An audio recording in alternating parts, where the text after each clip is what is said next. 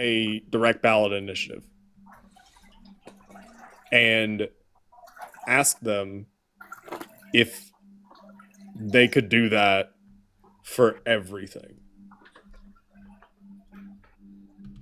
Like, I want more direct ballot initiatives, but there is absolutely a separation whenever it comes to crafting of law and also, I guess, congressional process, right? There's absolutely a separation. Um, when it comes to, I mean, statecraft. And some people will say, oh yeah, but that means that you're ensuring that there's a permanent profession of politicians. And yeah, yeah, yeah, I am. Yeah. I mean, like, I don't want them to be making fuck you money, right? Through backdoor contributions or through PACs or all the different ways that Citizens United has enabled it. But yeah, there's absolutely a reason to have a politician, to have someone who A face leads. for accountability, Well, I an mean, actual person. Other than that, I don't see why it's not just the voice of the people. When was the last time you guys feel that the will of the people of the country was executed in a meaningful manner in anything? okay. So again, this is one of those situations where there needs to be a separation because when it comes to law, your average person doesn't know dick about it, right? And they It's shouldn't over. have to. It's overcomplicated for a reason. It shouldn't be complicated like that. You shouldn't have to know dick. Okay, It's but that's law. Like, I mean, the in a perfect world, would law be complicated? No, it would be very simple, and everyone would be able to understand it. Plain face reading, blah blah blah.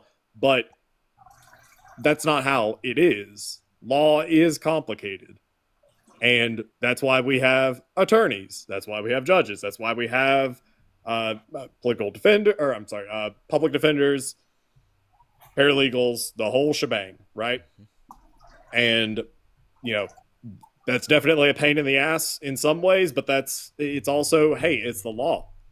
It it is by its very nature complex because we are ultimately writing rules that are supposed to be as broad as possible, and then also somehow still providing for like the case by case basis, like the nuance there, right? It's it's almost contradictory, and so that's why law is complicated. how do we pass laws? How do we pass legislation in America? Who writes legislation? Legislators. Legislators don't write any of it. All of it's written by the corporations and then handed to the legislators, and then they lobby and push it through. Oh, Jesus Christ. Okay. It's true. Who do you intend on voting for, man? Who do I intend on voting for? I don't even know who's running coming up. Is Trump running again? There you go. This is this is this is this is Jeff. This is just so performative, dude.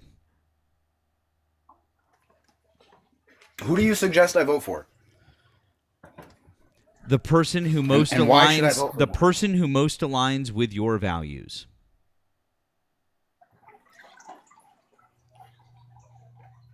There's nobody on the ballot box.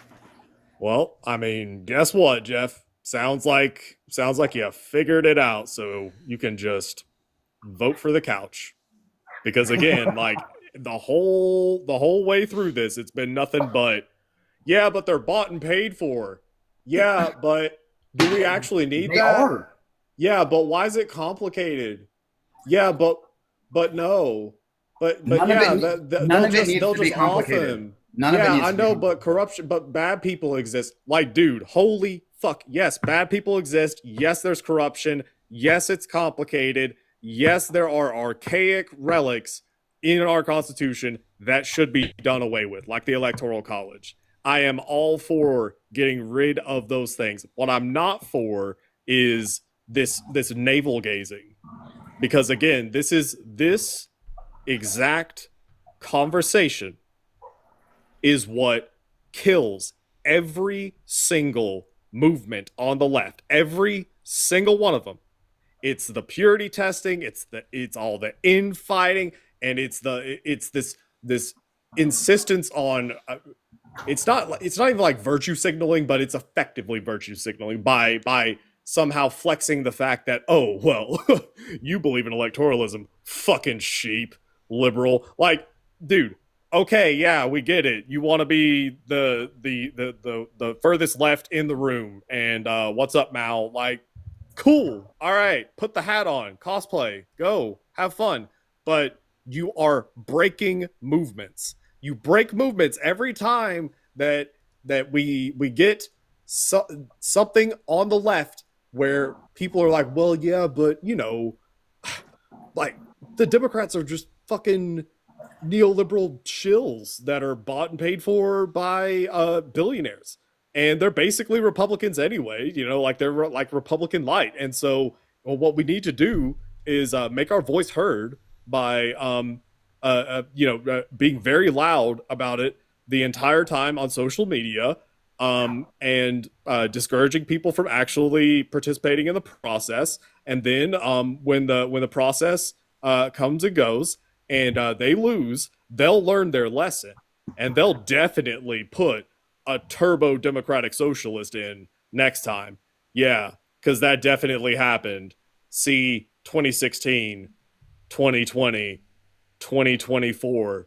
They'll totally put in a further left candidate if we don't vote for this moderate. You watch. They'll learn their lesson. Watch. Hillary Clinton, the moderate, well, we're going to withhold our vote, and they're going to learn. Did they learn? They put Joe goddamn Biden on the ticket. I'm pretty sure that Hillary Clinton was more progressive than Biden. Like, holy shit. And then Biden managed to squeak it out.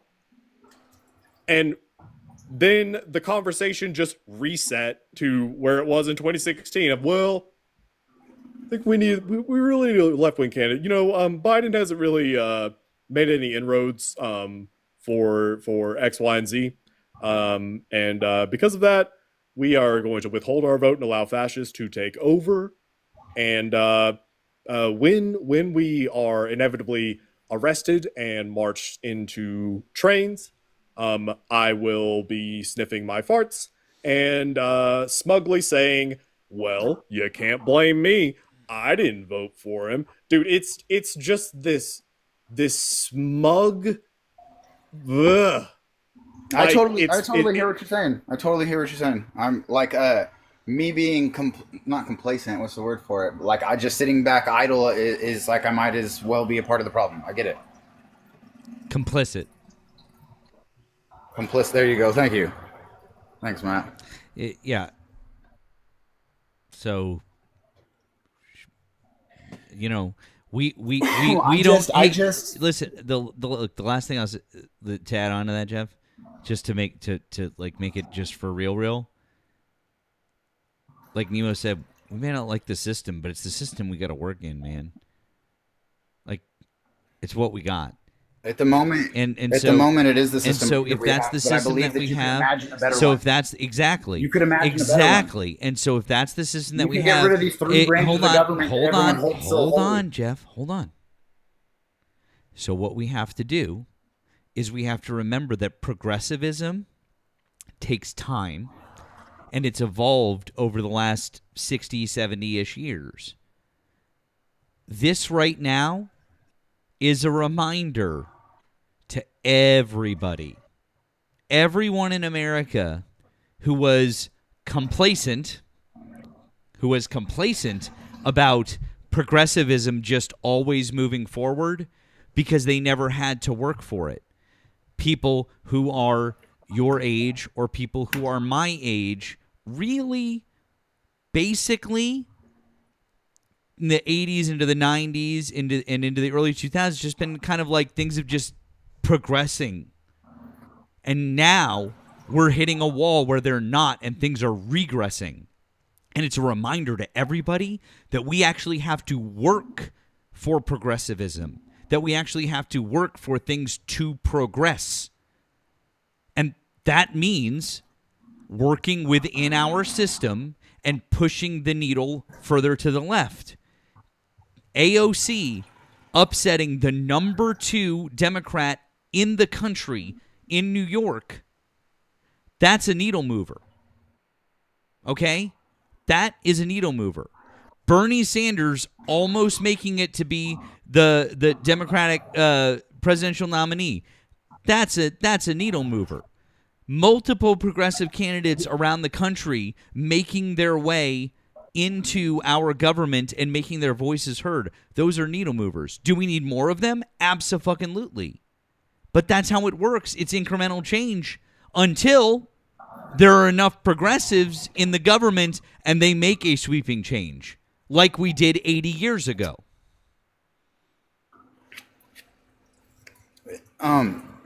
Who would you pick between Hillary and Bernie? Bernie would be my pick. Bernie? Yes. Do you like Elizabeth Warren? Yes, I live in Massachusetts. She's one of my senators. I respect her greatly. Why did Bernie drop out to let Hillary run? To let Hillary run? It wasn't to let Hillary run, but the way I perceived it, from my understanding, was that he had to drop out because the votes would have been split up between the two, and that Trump would inevitably win because of it. No. And so he dropped out. Bernie has been. He's a Democrat, more or less. Like, technically, he is what's referred to as a registered independent that caucuses with the Democrats. So ultimately, whenever it comes to head count, he's effectively a Democrat. And so he ran in the primary against Hillary Clinton, and she won.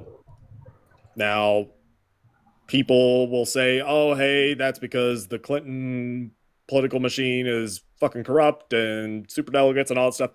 She got the votes either way, like without the superdelegates. She already had clinched it. Bernie just didn't have the support because he didn't have the name recognition at the time. A lot of America didn't know who Bernie Sanders was. I didn't know who Bernie Sanders was in 2016. And by the end of that primary, I wanted Medicare for all. And I think that ultimately that was Bernie's goal. It wasn't even really to like actually defeat Hillary Clinton in the primary and run in the general. I think that he said, hey, maybe long shot I end up on the ticket, but this is primarily me trying to get Medicare for all on the minds of every single American. And he succeeded in that because in the next presidential primary, Medicare for all was asked of every single person who ran in the primary for the Democrats. And so that, to me, that was in its own way a victory. Right now, I wanted Bernie to get it in 2020. I donated to him. I was in the tank. I was. You were burning for Bernie, huh? Absolutely. Yeah, I'm a socialist. So I was very much gung-ho for Bernie. But I also knew that, hey, if he doesn't get it this time, that's it. Like, I'm not about to sit here and be like, oh yeah, Bernie's gonna run again. Yeah, he's 10,000 years old, and that's unrealistic. He's very energetic, and dude's got drive for days at his age. It's crazy, but also that's unrealistic to expect of him at this point. So yeah, I knew that 2020 was make or break for him, and unfortunately he lost, and that sucked. That really sucked. And fast forward to November of 2020, I voted for Joe Biden, no questions asked. And that's because there is this pervasive issue on the left where idealism becomes dogma, and idealism is used as almost like a cudgel, as a means of shutting down anything less, right? So the left needs to embrace pragmatism. That's where we have to. If we want any hope of a socialist ever occupying the White House, if we want a whole Congress full of socialists, we're gonna have to do pragmatism. We're gonna have to obviously primary the fuck out of everybody, all for that, but also don't let the Republicans win because, oh, well, the socialists lost and instead we got this liberal, and fuck the liberals, let whatever Republican get in, because that's what happened back in the 80s in Kentucky, where there was a socialist candidate and a Democrat and a Republican running for, I believe it was Senate at the time. And wouldn't you know it, the socialist and the Democrat, if you added up those votes, the Democrat would have won. Mm-hmm. But instead, the Republican won. His name was Mitch McConnell. I love Mitch McConnell. What? Nothing, bro. This is a joke. Oh, okay. Yeah, no, Mitch McConnell is pure evil. He's one of the most skilled politicians, as far as like the Republican Party goes. I mean, dude's about 5 minutes away from stroking out at this point. But when he was doing his thing, he's the reason why the Republicans were so powerful. But the point is that there is this. It's already damn near impossible to get people to go out and vote for the Democrat. I don't know what it is.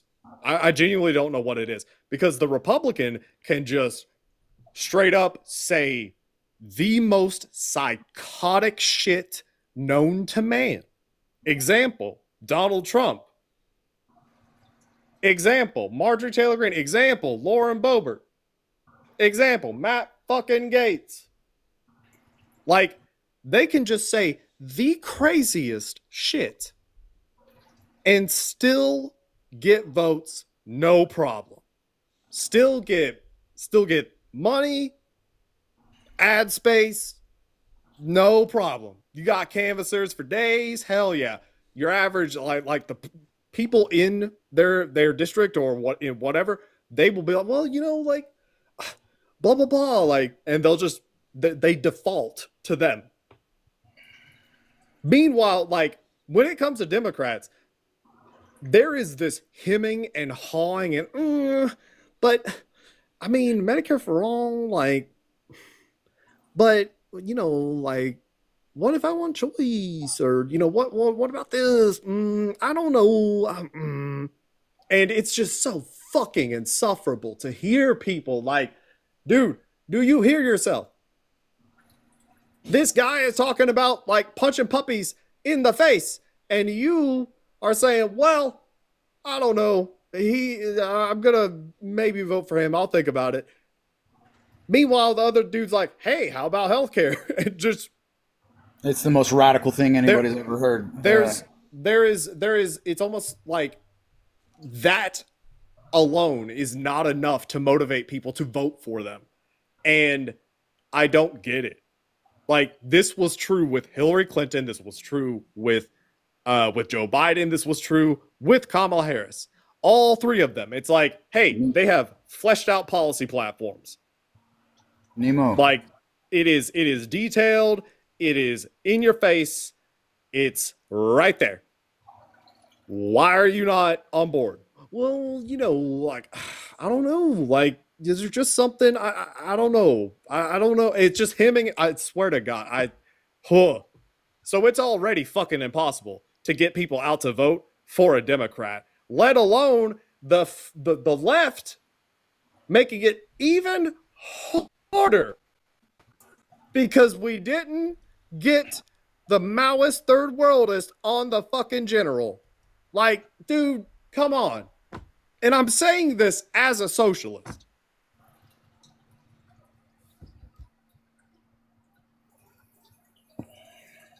Have you guys read all of Project 2025? What is the Heritage Foundation?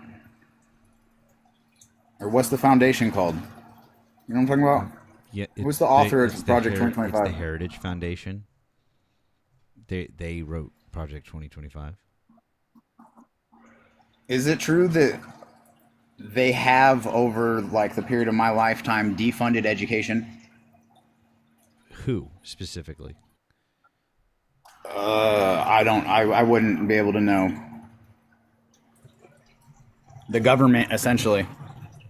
Well, I mean, it's really more specific to state governments, and if you look at Republican governments in the states, that answer is oftentimes yes. And yeah, federal funding in a number of different ways has changed and been reduced, and then also over time, depending on how far back you want to go. In my lifetime, which is 42 years, in my lifetime, college went from being 80% paid by the government roughly to not, and then there being predatory student loans forced on people, and the cost of college rising to an absurd degree comparatively to what it used to be. So, I mean, there's a lot of different things that are going on there.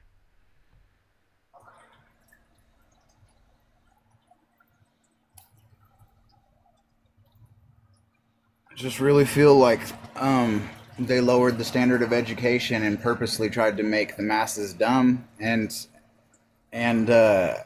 just happy in the couch. They want me in the couch. Yeah, a lot of Republican states have lowered their educational standards and don't put money towards education. Yes.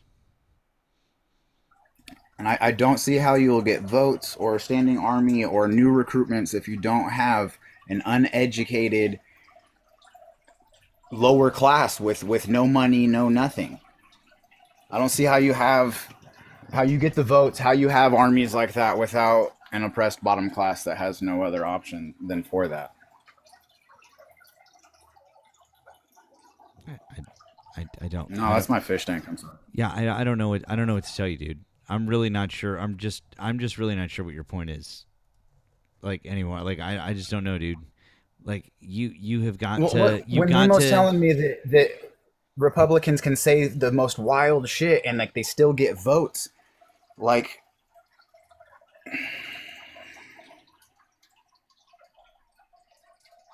it comes from something. Like when I watch history, when I look at the generation of World War II, when I look at the Greatest Generation, they were different. They were different. Like I stand in their shadows. All of us do. None of us hold the light to the way they were. They were all just in general smarter than us.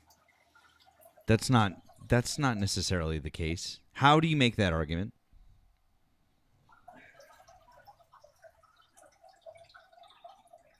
I can't. Yeah, I don't Totally know can't. how you. There's can. nothing. I don't. Also, It's just my view. It's just what I see, what I feel. Like I totally feel like there's been something that they did. I don't have words for it. I can't articulate it, Matt. okay, I don't know. I mean, don't know what to tell you. It just like you're. I don't know what your thought process is at this point. All I'm saying is that, dude, you're a grown ass man. If you want things to change, you need to go out and vote. And even if they're not perfect candidates, even if it's not everything that you believe in, then go vote for somebody. Because otherwise, complaining about things and not having voted is just super disingenuous. And it feels super hollow. Just being honest. No, I respect it. I agree. I kind of agree with it. You know what I mean? A little self-reflect. Like, yeah, I hear you. There's a lot of us that disagree with the current system, a lot of us that don't like it. I agree. I very much agree with you that we're lacking in representation. I don't like the electoral college system. I don't like any of those things. But like I said earlier, we saw progressivism move forward because people kept pushing and pushing and pushing. And then we kind of got a little complacent. And now we've seen that we have to keep pushing. So, since we know now that we need to keep pushing, that's what we have to do. The change will come. It's just going to be a little bit more incremental than any of us want. That's just the way that it is.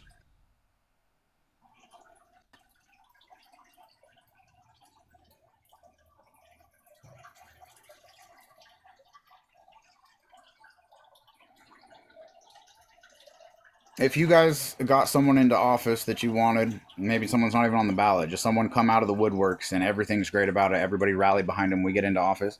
What are some foreign policies? How do you think we could strengthen our relationship with China, Russia? Do you think that we'll ever like make peace?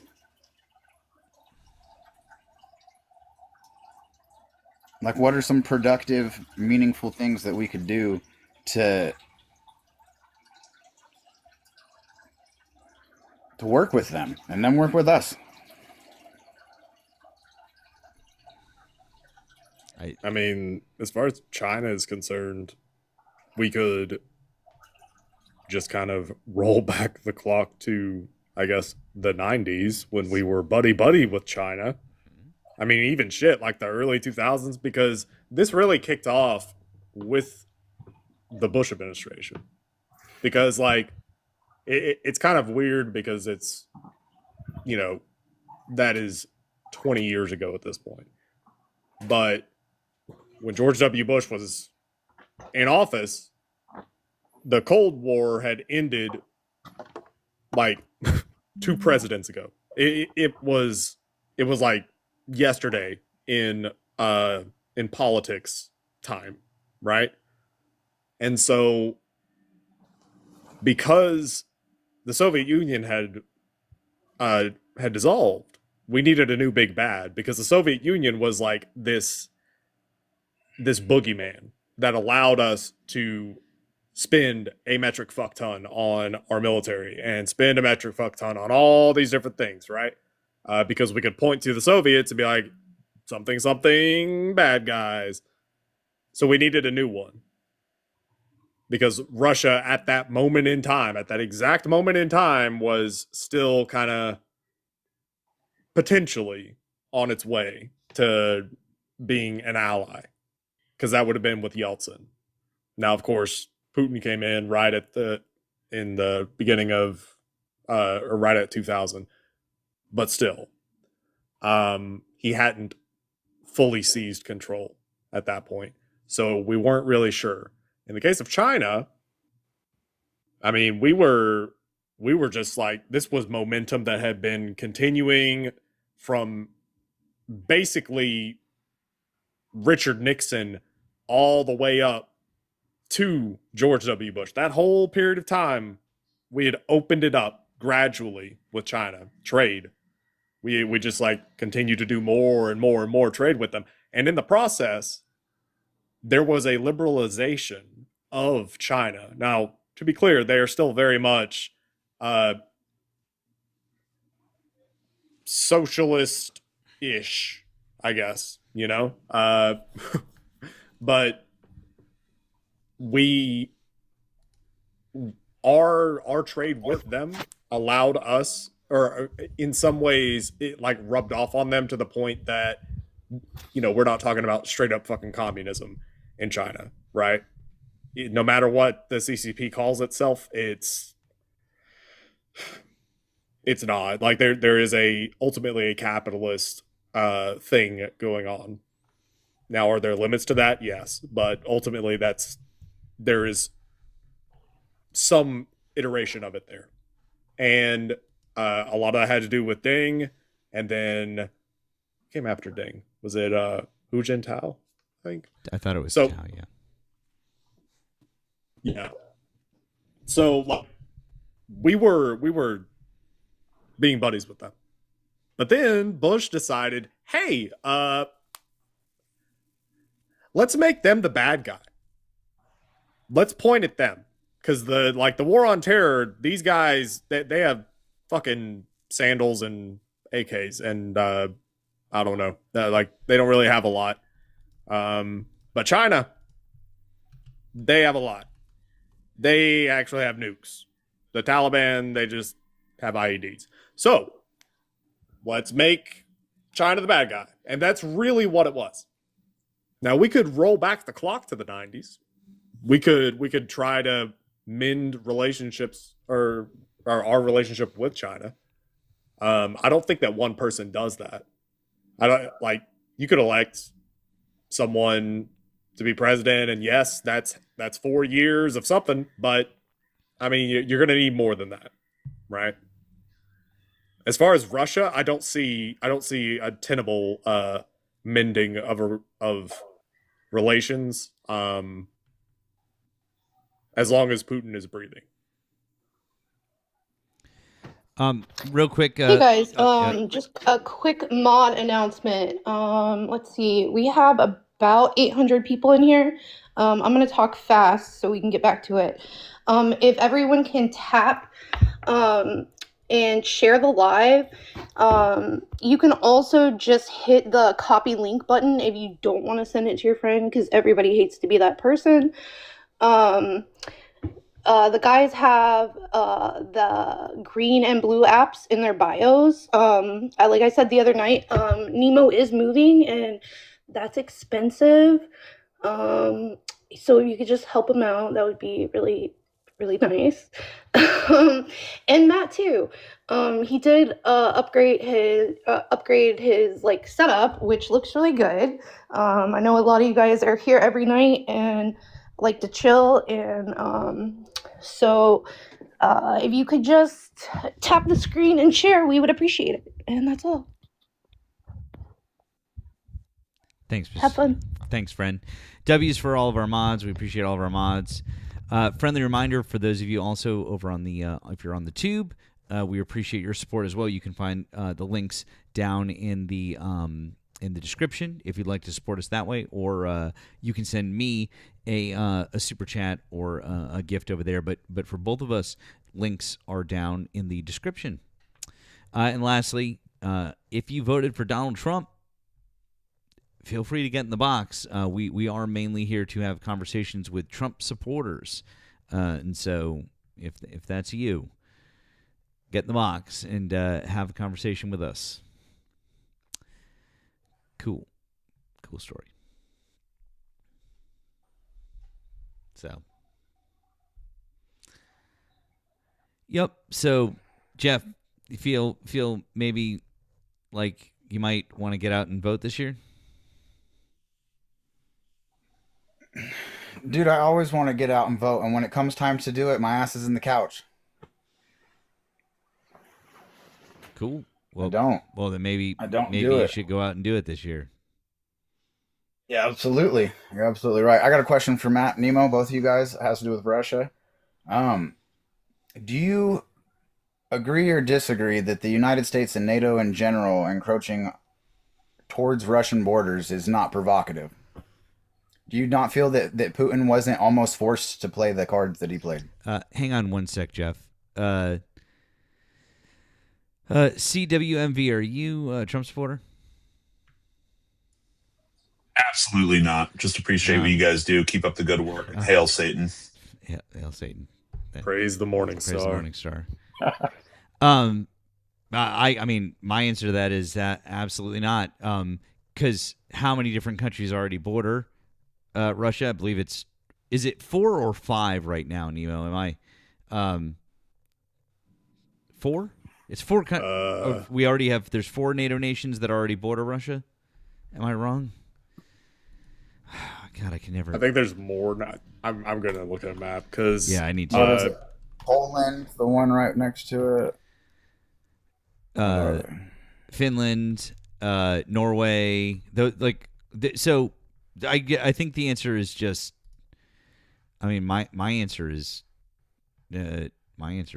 Okay, so Finland, Estonia, Latvia. Lithuania, Poland, Norway. I was right about Norway. Yeah. So Yeah. 1, 2, 3. Um, So at least 4 countries already. Yeah. Yeah. So I mean Oh. that. So I mean no. From my understanding of it, and I've seen that there's nothing on the paper that actually words it, but from Russian interpretation, the way they interpreted whatever fucking deal was struck back in the day, after Germany, I believe it was, joined NATO, that was supposed to be the last country to join, and then there would be no more NATO advancement eastward. Correct? Incorrect. So this is Incorrect. Incorrect. So this is a interview with Mikhail Gorbachev in October of 2014 in the Russian publication called Russia Beyond. You can read this on WBTH.com. You know who Mikhail Gorbachev is, correct? Yeah. So he was the leader of the Soviet Union as it transitioned into not being the Soviet Union, right? Russia. Yeah. So, in this interview, the question is asked. One of the key issues that has arisen in connection with the events in Ukraine, by the way, this was in 2014, is NATO expansion in the East. Do you get the feeling that your Western partners lied to you when they were developing their future plans in Eastern Europe? Why didn't you insist that the promises made to you, particularly by U.S. Secretary of State James Baker, that NATO would not expand into the East, be legally encoded? I will quote Baker, quote, NATO will not move 1 inch further east. And this is Gorbachev's response. The topic of NATO expansion was not discussed at all, and it wasn't brought up in those years. I say this with full responsibility. Not a single Eastern European country raised the issue, not even after the Warsaw Pact ceased to exist in 1991. Western leaders didn't bring it up either. Okay. So when Ukraine... Yeah. So Go ahead. I just want to be 100% clear. That's Mikhail Gorbachev, the former leader of the Soviet Union, who was literally the person in that room with James Baker, categorically saying that never happened. That promise was never made. Not even verbally. So that's a myth. That's just kind of like this apocryphal myth that has circulated its way down. I'll accept it. Okay. When Ukraine tried to join the European Union, they were denied because they were too corrupt. Yep. Yeah. That's the reasoning, correct? Yeah. That's just trade. That's just goods. And you won't do trade with these people, but NATO isn't the European Union. NATO is nothing more than a military alliance. And I don't see how us making Ukraine, when Kyiv used to be the capital of Russia or the Soviet Union, didn't it? No. And they share it, and isn't Ukraine's border the closest to Moscow? Might be the closest to More Moscow, but so no. than any of the other NATO members. Kyiv was never the capital of the Soviet Union. It wasn't the capital of Russia? No. Sure. Yes, I'm sure. I don't know. But regardless You of don't that, know? I disagree. Like You disagree with? I've been Okay, told differently. cool. Tell me about the history between Ukraine and Russia. Like, tell me about the so there's Hold on, there's hold like on, this Nemo, long-standing Nemo. history of, I guess, like the identity of Russia begins somewhere in Ukraine, but Moscow became the capital, right? I think that for a time under Tsarist Russia, it was St. Petersburg. It was St. Am I right Petersburg. on What I'm that? trying to make It is was- it's no different St. than Petersburg. Russia putting military in Mexico or the Cuban Missile Crisis. It's the same deal. That's a military. You're flexing on them with NATO on their border. Dude, There's okay, nothing- so okay, all right. When do you think that NATO was on Russia's border? Like, ballpark it on the year. When do you think that happened? It didn't happen. Ukraine didn't get to join NATO. But what I'm saying is, if that was to happen, No. Ukraine is one country that borders Russia. There are many other countries that border Russia. So when do you think NATO was on Russia's border? That there was a country that was a part of NATO that bordered Russia. When do you think, roughly, that happened? you talking about like when Poland, like those northern countries joined NATO? Is that what you're asking me? Like what year? It just happened recently. No. So Norway touches Russia. Norway was in NATO from the start. NATO has been on Russia's border from the very beginning. Now, as far as Poland, Latvia, Lithuania, and Estonia, those four,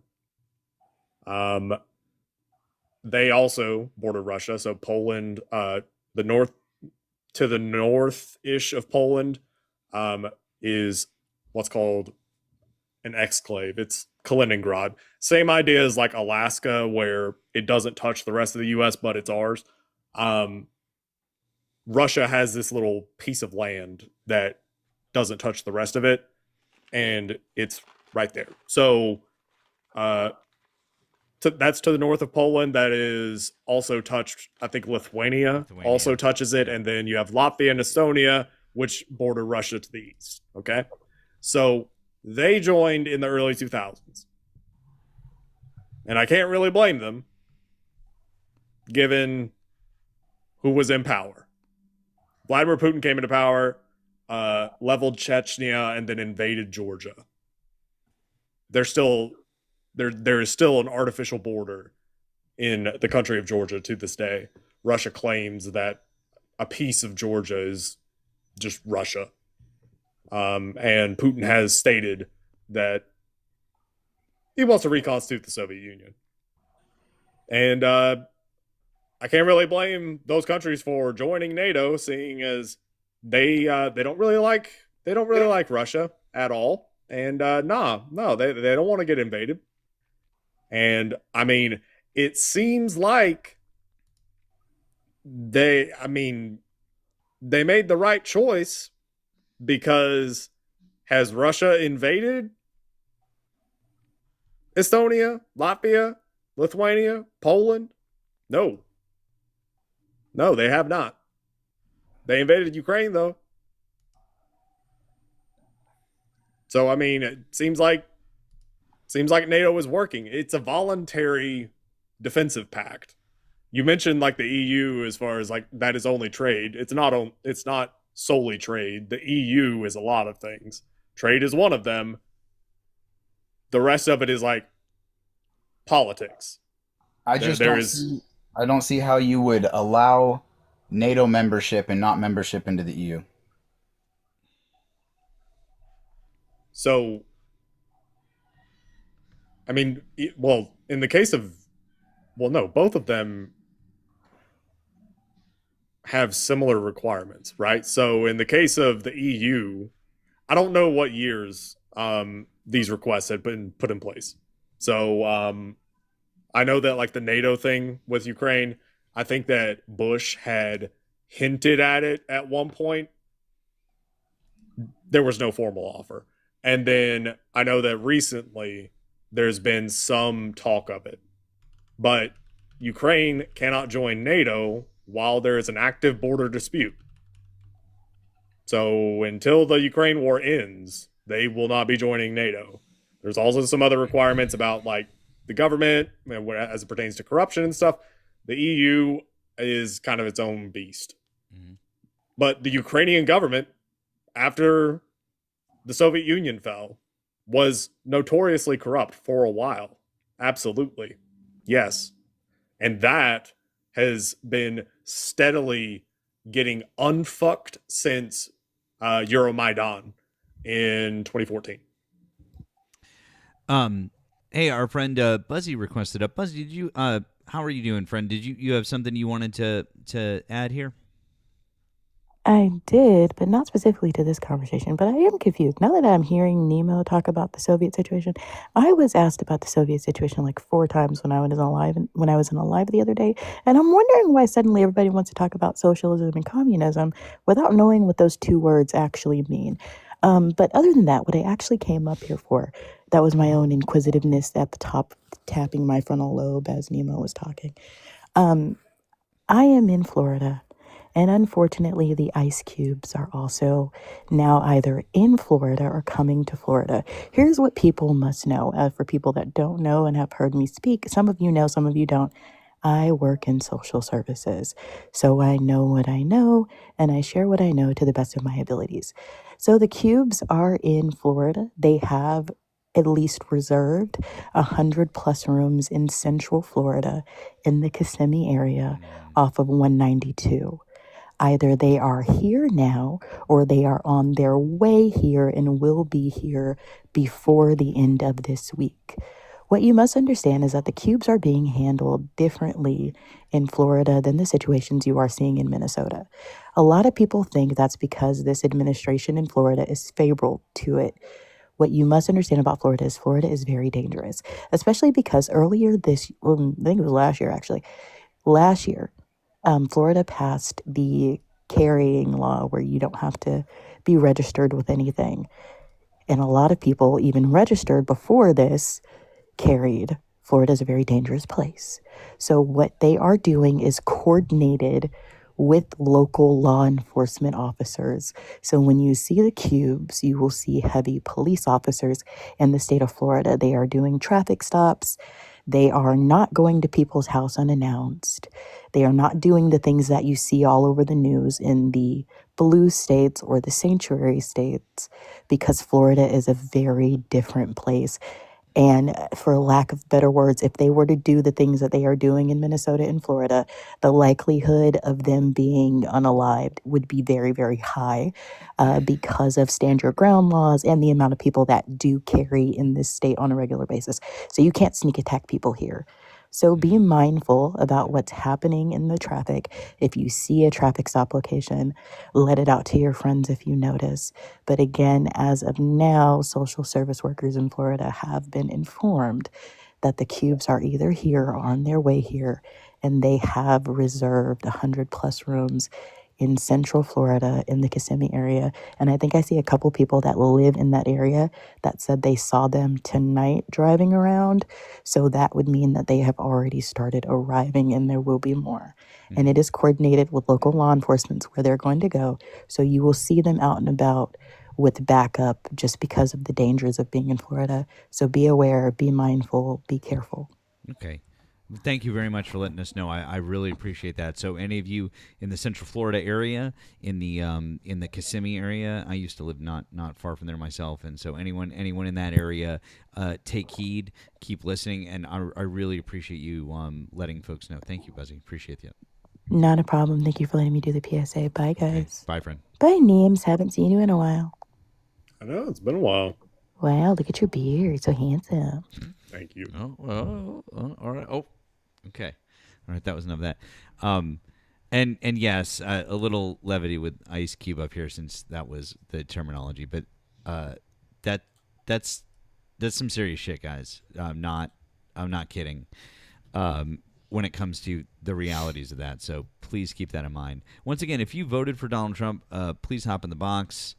We can have a conversation.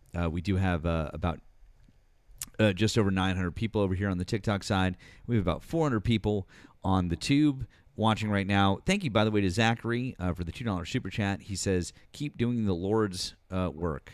Well, it's what the Lord commanded us to do in the Bible. He said, go forth on both TikTok and YouTube and say the things. And so we're just trying to do what we can. But, so there you go.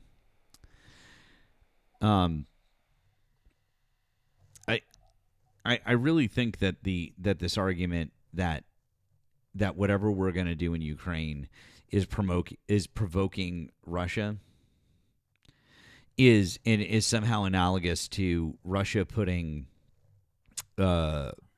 troops in Mexico or something like that.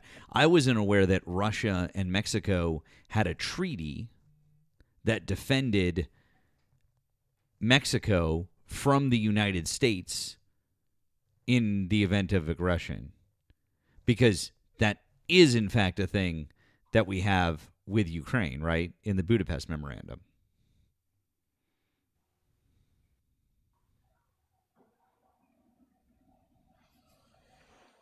I see you, Nemo. Yeah, I just see it as escalation from both sides. That's the way I see it. So Russia invades another country, yeah, and so they do that. How is it escalation to support a nation that you have a literal treaty with that says that you'll support them? Militarily, with Yes. with the army Yes. being the United States, Mm-hmm. that's kind of terrifying. That's absolutely terrifying.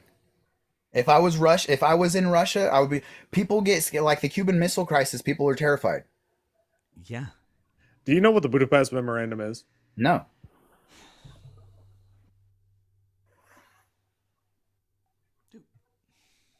Okay. Well, tell me. Don't just ask me and not tell me, Nemo. Were you gonna ask at some point? Well, I'm asking you right now. Will you tell me? So, Soviets put a shit ton of nukes in Ukraine whenever Ukraine was part of the Soviet Union. Yeah, and then there was a deal, and they got. I'll shut up. Keep going. Yeah. And then the Soviet Union dissolved. The nukes were still in Ukraine. And we didn't trust the Ukrainian government as much as we trusted the Russian government. And so we said, hey, how about we take these nukes out of Ukraine, put them in Russia, just to avoid any slip-ups? And Ukraine said, no, this is how we make sure that Russia doesn't invade us. And we said, well, that's a very good point. You got us there, but also we don't want you to have those nukes because we don't trust you. So we're going to need you to take the nukes out. And Ukraine said, the only way that we will give up the nukes is if you can basically promise us that you will be our nuke, so to speak. You will be the Under the check. umbrella. So the idea was that in the event Ukraine got fucked with by Russia, the U.S. would intervene. The U.S. would defend them. And in exchange, Ukraine would give up the nukes and give them to Russia. That was signed by the U.S., the U.K., Russia, Ukraine, Kazakhstan, I always someone forget else. the I last think Belarus. one. Belarus, yeah. Yeah. And so that was what's called the Budapest Memorandum. Yeah, I've heard about all that before. I did not know, though, that Ukraine didn't want to give them up, and their reasoning was not such good relations with Russia. That was new to me. Yeah. I mean, there's a lot of very bad blood between Russia and Ukraine. A lot. Stalin manufactured a famine. And when I say manufactured, I mean he literally created an artificial famine in Ukraine, which is the breadbasket of Europe. The irony of that has more grain than anywhere else in Europe.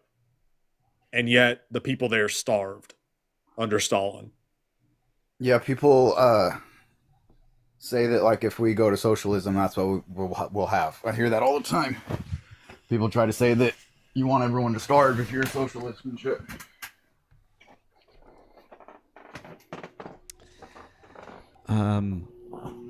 Thank you, by the way. Thank you to Allie for the 5 on the green app. Allie says PSA, they have been spotted in Jacksonville, and by they, we would be talking about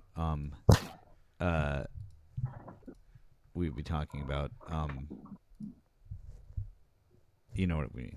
Okay, so just as PSA, spotted in Jacksonville. Thank you, Allie. Appreciate that. So, yeah.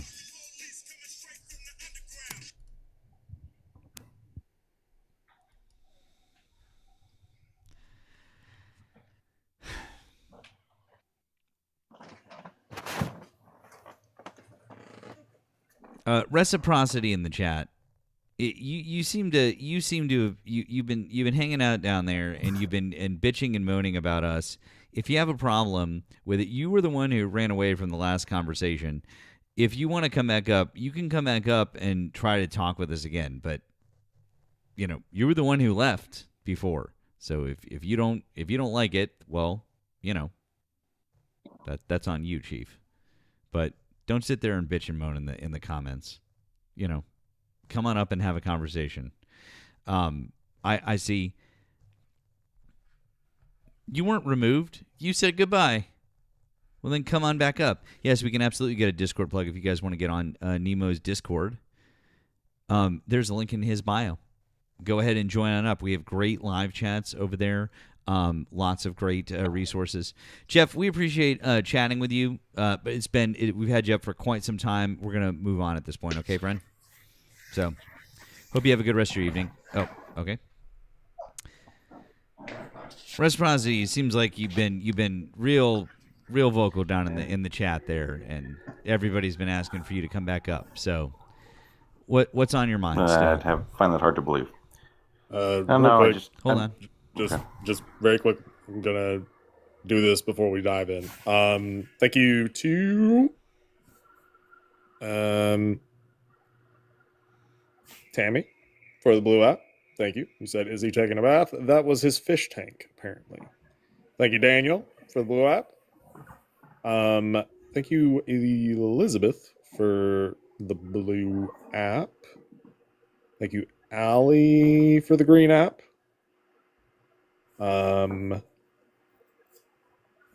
Shit. Sorry, Elizabeth. I just see. Yeah, you gave your screen name. So thank you for saying everything to these incels that I wish I could. I am a teacher in a very red county, and the MAGA are very loud. Yeah. And then there's something from Leia. I'm gonna have to look into this. The blue app is saying weird things about it. But thank you.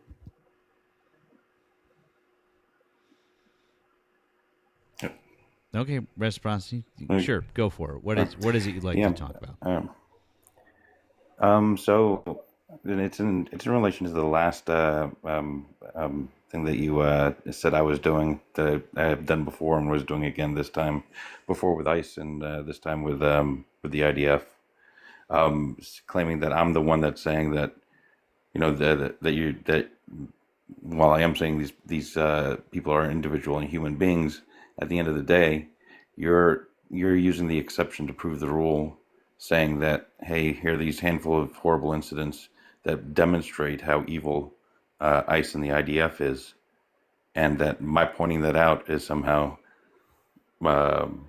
disingenuous, as if the IDF doesn't police itself, in terms of soldiers. Dude, that's things. Literally one of the we literally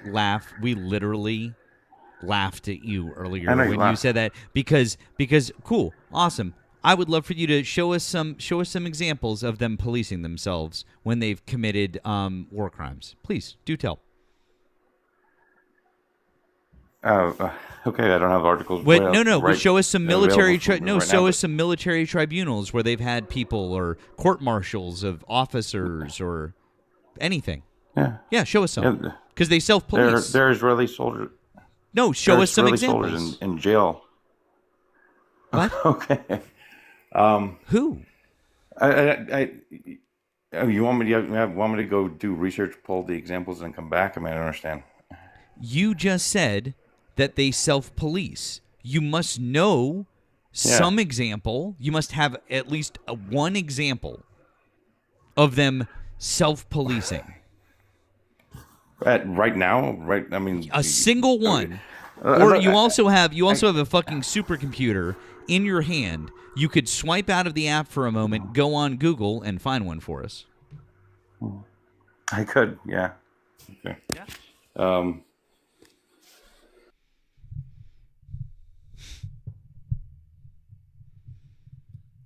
You know, country's super famous for holding itself accountable.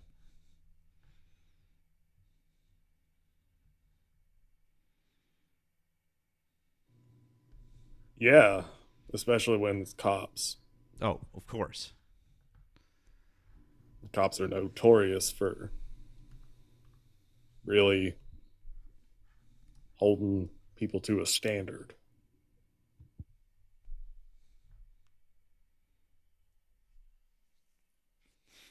You just taught him how to do research.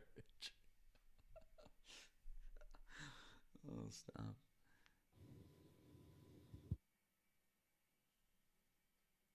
Oh, yeah, cops love transparency, exactly. Love being open. For sure. Yeah. Yeah.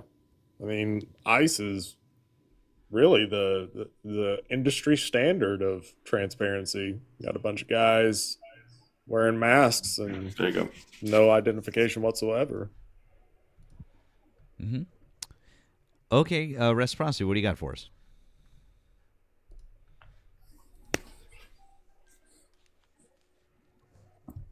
I don't know how to do it, but paste it in chat. You can just tell me the name of the article. Okay. Yeah, you'll have to memorize the headline. Just first few words should be enough, because we can't hear you if you're out of the app. So just memorize first few words, pop back in here to where you see us, and then just read it off. Israeli soldier. Hold on a second.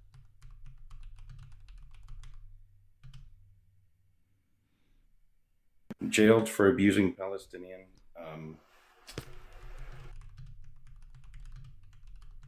detainees in Gaza.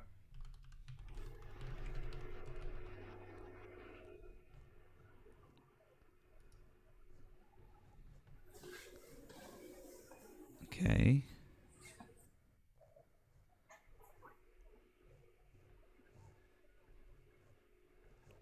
Mm-hmm.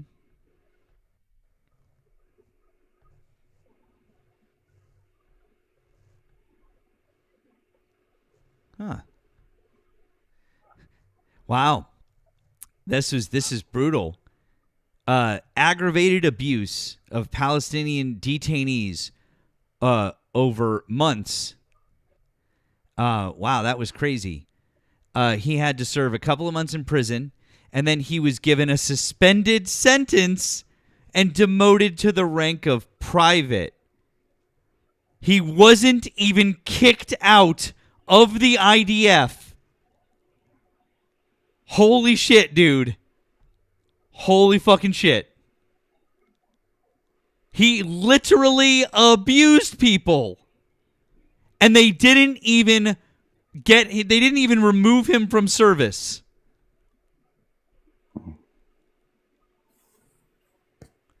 In October, a report by a UN Commission of Inquiry alleged that thousands of child and adult detainees from Gaza had been, quote, subjected to widespread and systematic abuse, physical and psychological violence, and sexual and gender-based violence amounting to the war crime and crime against humanity of torture and the war crime of grape and other forms of sexual violence.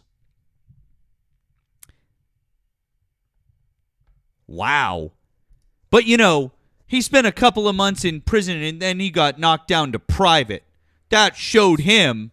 That's not the article I'm looking at. It definitely is the article you're looking at. Israeli soldier jailed for abusing Palestinian detainees from Gaza. I got the link and I copied it. The BBC. Yep, the BBC. You mean this article right here?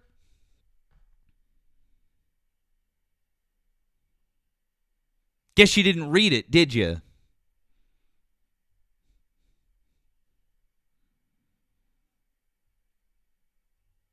But cool, that's super accountable of them.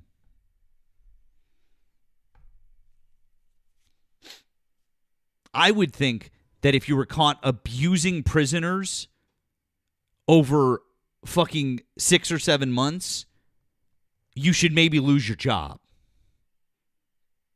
At the very least. But no, they're Palestinians, right? Fuck them.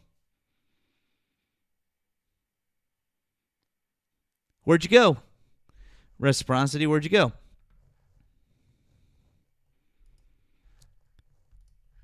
We can't hear you when you're out of the app, just so you know. If you're talking to us, we can't hear you, so. Yep. No, what makes you think he's still serving in the army? He's not serving in the army. It literally says that. Says that he was just reduced to the rank of private. That's what it says in the article. I read it to you. Yeah. Yep. So does it say that he was removed from service? Nope. In addition to the prison term, the convicted soldier was given a suspended sentence and demoted to the rank of private, according to the IDF. What does that mean? Does that mean he was kicked out of the service and he's no longer serving? Or does it mean he was just demoted?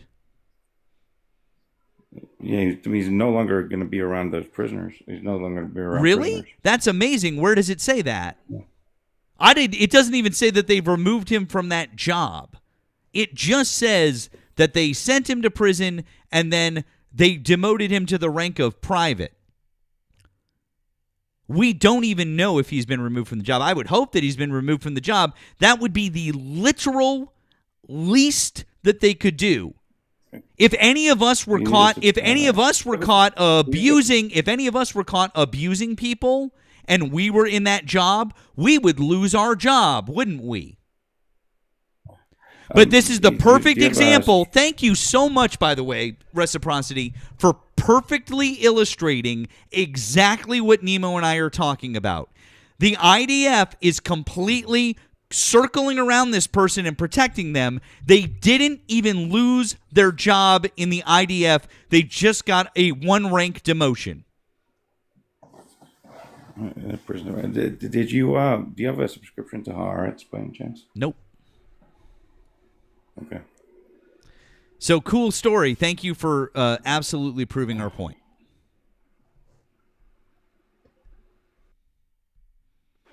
I'm gonna have to find a different article. Haaretz has this all over the place, like these incidents. So I'll have to find one. Israel's propaganda paper. Okay, cool story.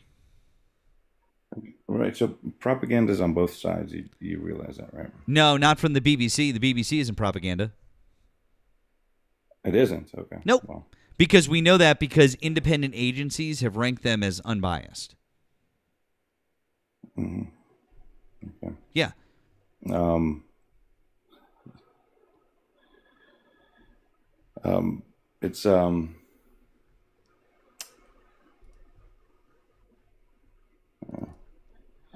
It's it's difficult to engage and impact a reality that you've never experienced and that you're only experiencing through articles and whatnot. Cool. Have you experienced the reality of being a Palestinian? How do you mean? What do you mean? Well, what do you mean specifically? You're saying that we can't really, I guess, speak authoritatively on the experience of like an IDF soldier and what they go through because we are just learning about this through articles, right? Yeah, it's propaganda. Okay. So we can say the same thing about you as it pertains to being a Palestinian. I mean, it's also disingenuous, but the same thing could apply to you as being a Palestinian. Like, I don't think that you have any experience being a Palestinian, so naturally you are consuming propaganda and assuming that, oh yeah, well, hey, IDF, they're just fighting for their lives, and maybe some of them are mean sometimes, but something. And what am I assuming about Palestinians in that van then? Like, am I making assumptions about Palestinians that aren't true when I'm saying that about the IDF? I don't understand what you're trying to say.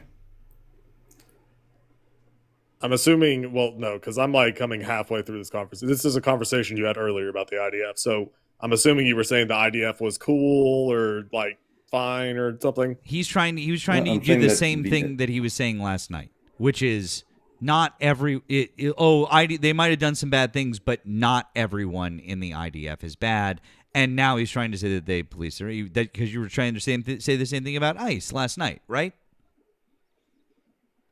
I'm not saying ICE polices themselves, no. Not about policing themselves, just that not everyone is bad. That was the point you were making earlier. Not everyone is bad. Yeah. There you not go. everyone Okay, is great. bad, yeah. But you're saying that everyone is bad, or you're not saying that? We're saying that the ones that aren't bad are few and far between. Well, the ones that are not bad are few and far between. I mean, well, to be clear, if we're talking about the IDF,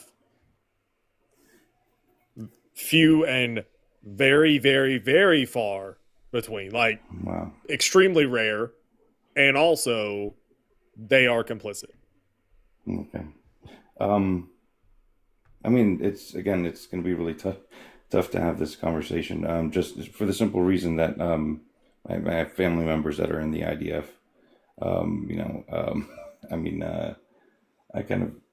I hear from them at least, what they're allowed to do, what they're restricted from doing, what they're required to do.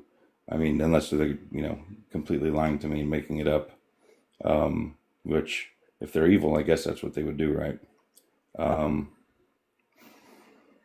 I mean, it's almost like there's an open air prison of people that are collectively, the average age being somewhere under 17 years old, an area that's been reduced to rubble and consistently starved out, put into famine conditions in the year of our Lord 2025 and now 2026. An area that has been consistently occupied and terrorized by a military force that is astronomically more advanced and far more powerful than anything that exists within that region. So if that's the case, let me grant you that and just say that that's the case. And in that instance, what responsibility would, let's say, Egypt have to ameliorate the suffering of the Palestinians? Why would it have to be Egypt's responsibility? Well, I mean, if the Israelis are so evil and committing all this, heinous acts, and they are a neighboring Arab nation. I mean, it was at one point, it was actually Egyptian territory, right? So you would think at least is sympathetic to the plight of the people who used to live within their national borders, that there could be some consideration provided to those suffering over there. When was it Egyptian territory? From 1948 till 1967.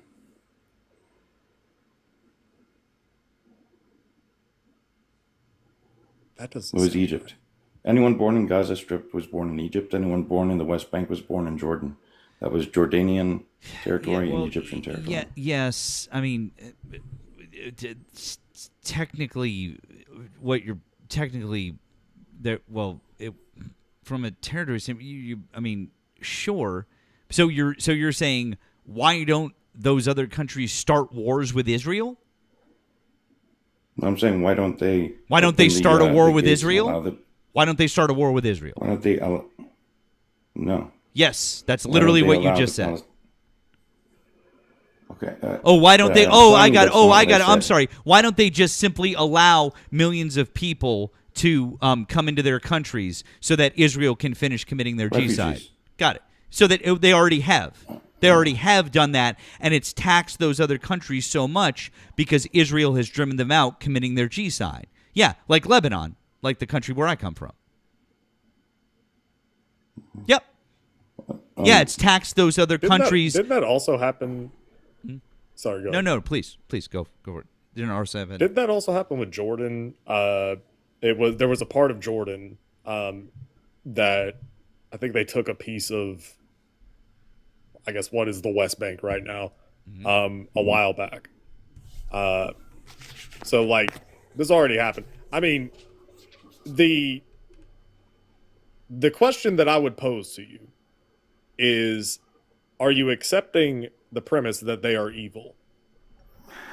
No, I don't. But if we do accept that premise, then what responsibility does Hamas have to allow the civilians to use the tunnels to save themselves from? Okay, from the, evil so you don't army? You don't actually accept the premise that they're evil. I know. No, I know. I'm sorry, but I know these people. I know they're not evil. Okay, so you know these people. So then, is it fair to say they're benevolent? No, they're human. I don't understand. They're human. The Palestinians are human. The Israelis are human. You know, before the Second Intifada, I used to go into the West Bank Palestinian area territory, no problem. There were no checkpoints, no crossings, no nothing. No. Oh, wait a second. I'm sorry. I just want to double check something. Hold on, time out. I just want to double check something. You're Israeli? Yeah. No, well, I was born in America. But you're Israeli. But you're an Israeli citizen, though, right? You're Jewish. No, I'm not. Wait, I'm Jewish. Yes. You're Jewish. Got it. So you could go there with no problem. If you're Palestinian, can you go everywhere there without problems? Or are there certain places that they're literally not allowed to go because it's actual apartheid? Are you speaking about the Arab-Israeli population or the Arab non-Israeli population? The Arab non-Israeli population. I'm talking about anyone who is Palestinian. Are they allowed to go wherever they want in the West Bank, yes or no? That's a really tough designation. No, it's not a tough. It's a simple fucking question. I asked you. Hey bud. Hey reciprocity. This is a yes or no question. Don't fucking dance around it. It's yes or no. Can Palestinians also go anywhere in the West Bank that they want? Yes or no? it's nuanced. No, it's not. The answer is fucking no. The answer is no, they can't. They're not allowed to. Oh, really? It's not the answer? Then tell me that Palestinians can go everywhere that Israelis can go? You don't want to hear the Can answer. Palestinians go everywhere that Israelis can go? Can I answer your question or It's no? yes or no, bud. You don't have to make excuses. It's not a yes or no answer. It literally is. It's not a yes or no. Cool. No, it isn't, but you don't want to hear it. I don't want to hear your bullshit excuse for why you think it's okay to have apartheid. That's what I don't want to hear. Okay, well, but if you don't want to hear it, then I don't know. I know you'll just run away because you don't want to because you don't like the fact that it's really fucking uncomfortable when someone calls out the fact that it's literal apartheid when you have two groups of people and you separate one out because they're Palestinian. And you're like, well, you can't go here. You can't do that. Right? Can they leave freely anytime that they want to and cross the border anytime that they want to? Who controls their airport? Who controls food going in and out of there? Who controls the water supply? Who controls the internet? Who controls the power grid there? Who is that? Do they get to do that themselves? No, they don't. Cool story, bro. Why don't you explain to everybody why it's totally cool and definitely not an apartheid state? I don't know if that's sarcasm or if I'm really being given an opportunity to speak. Go, speak. Tell us all. Okay. So so my mom has Palestinian on her birth certificate, even though she was born in Haifa in 1947, because it was the British Mandate of Palestine at the time. Arabs who are born in Israel have full rights, as everybody else in Israel does. Arabs that are born in the non-Israeli territories of the West Bank Is your and mom Gaza Arab? are Is your mom restricted. Arab? No, Awesome. no, Then she's what you Jewish. just said doesn't fucking matter now, does it? Uh, Cool story.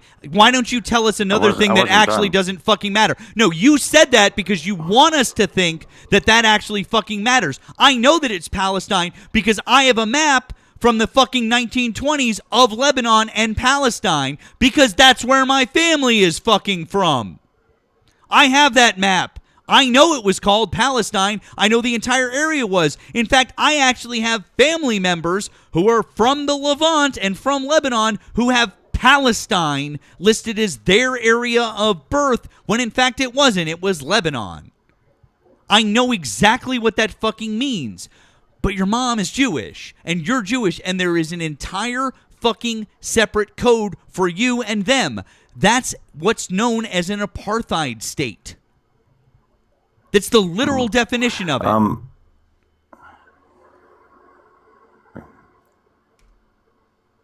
right. So, so Arabs that are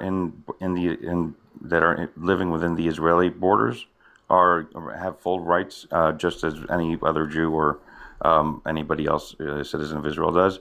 It's in the West Bank, and Gaza Strip, where people are restricted living in those areas, and those used to be not exclusively Arab, but now they've become predominantly So exclusively what I Arab just over time. said when I asked you the very simple question, can Palestinians go everywhere in the West Bank? The answer was simply no, they can't. Well, because Arabs in Israeli borders identify as Palestinian. So I don't know. So the Palestinians that are Israeli citizens can go wherever they want. It's the Palestinians that are not within the Israel borders You're that describing are a, restricted you're from movement. describing a situation that is so few and fucking far between. It's absurd. Huh? The 20% of the Israeli population is Arab. Yeah. What are you talking about? Yeah. No. Palestinian. The Palestinian population. When you compare it to the other, it's so fucking small, it's absurd. You are literally trying to somehow excuse this by saying, "Oh, well, there's some people that can do it." Keep digging yourself into this hole, dude. You are not 20%. making any of this look good or better.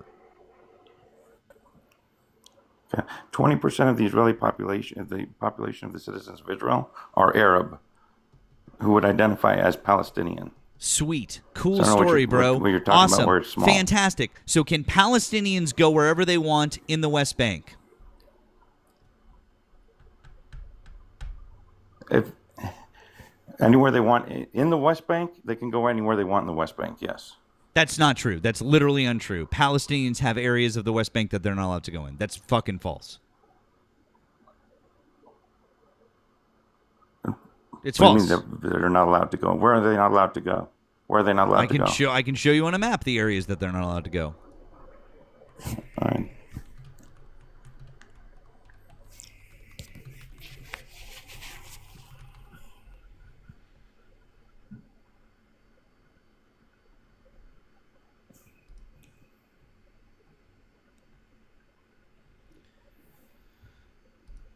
Try to get the most recent one because it keeps changing and the areas keep getting smaller and smaller.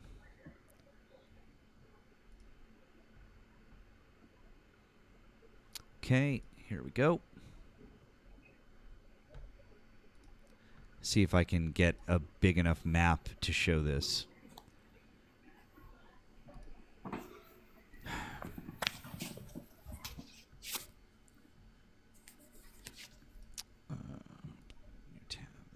That way.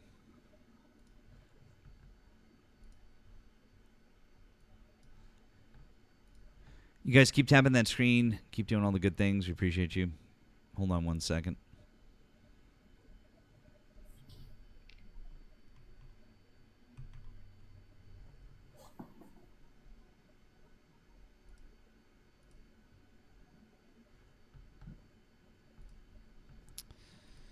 It's taking a second for some reason.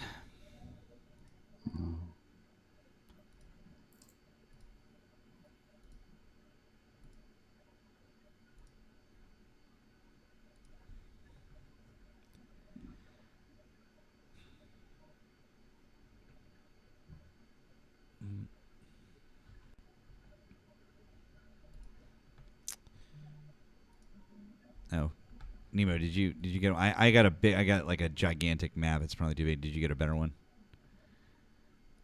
Oh no, it's a clip. Oh, We okay. can play it in a minute. Okay, gotcha. Thank you. Okay, is this done downloading? All right, let me find a different one. This one is just too big. Why is this too big? This is the. Here.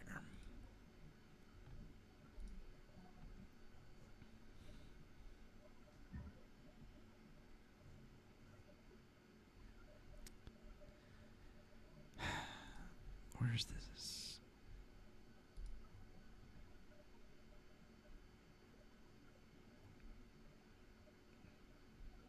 Okay, here. Great. The other one was too big and wouldn't download. Here, this one did download. Fantastic. Awesome. So if you look here, these are the checkpoints and the roadblocks. Now they do have to under international law facilitate movement through certain areas, but they're not allowed in to certain areas because there are sections of the barrier running inside the West Bank, and there are gate and permits, and you have to have certain permits to get into certain areas, and that's what this map represents, isn't it? Reciprocity. Or are you going to deny? Or are you going to deny the fact that that's how that works? You're talking about the security barrier that was put up after the Second Intifada, right? Not just the security barrier, but the fact that there are, as this article states from the UN, that there are literal permitted areas in the West Bank that they are not allowed to go into. Because they represent security risks. Yeah. I'm sorry? I mean, because they represent security risks in terms of accessing actually Israel proper, right? No. So the West Bank just belongs to Israel. I mean, it did belong to Jordan, but now it's in the. So the West Bank just belongs to yeah. Israel. What do you mean, just belongs to Israel? I asked you a question. Does the West Bank only belong to Israel? It's in the control of Israel. I mean, there's no other country that's there. Okay, so it's in the control of Israel. Do they have to allow Palestinians in there? Yes or no? What do you mean allow them in? They're already in. Who are the original people living in the? Who are the original people who lived in the West Bank, and who was it originally given to?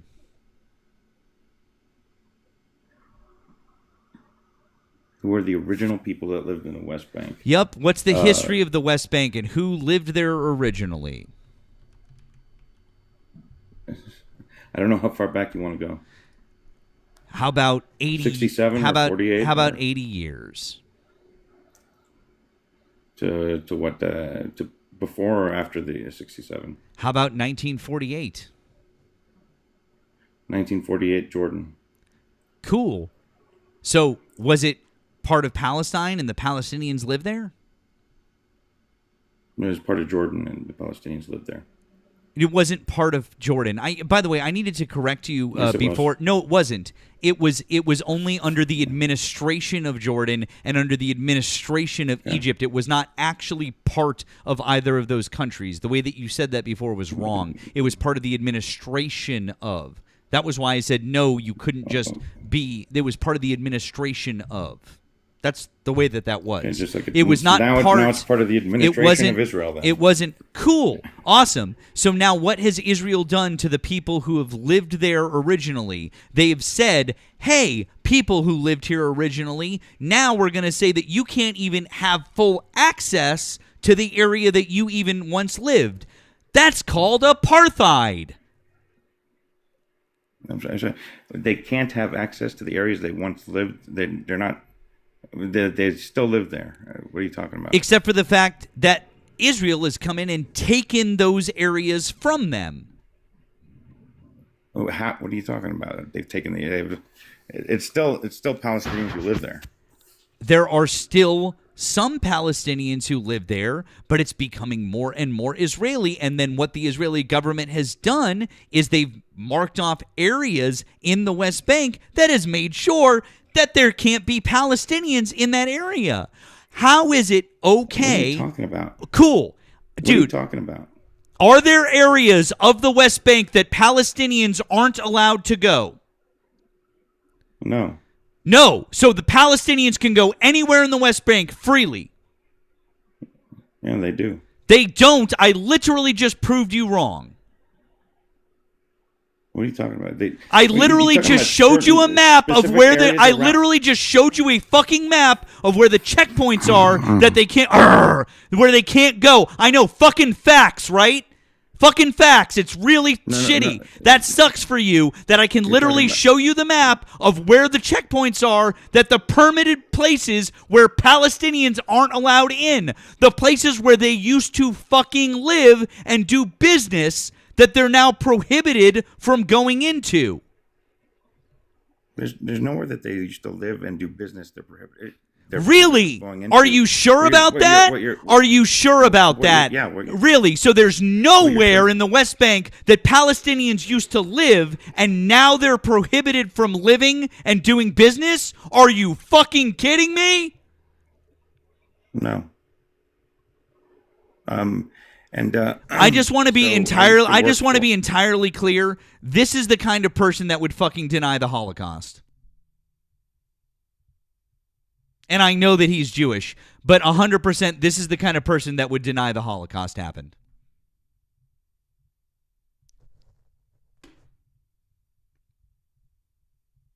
I don't care.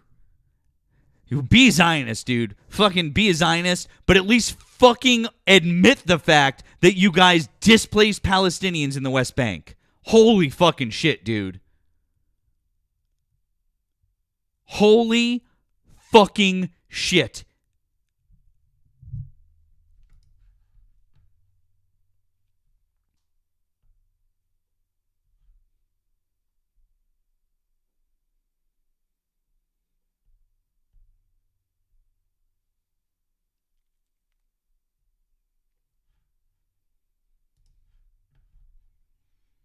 You gotta mute yourself. You got anything to say? Can you hear me? Yeah. Oh, and by the way, just for everyone who doesn't know, the International Court of Justice found 20 years ago that the West Bank is literally under military occupation illegally by Israel. Right.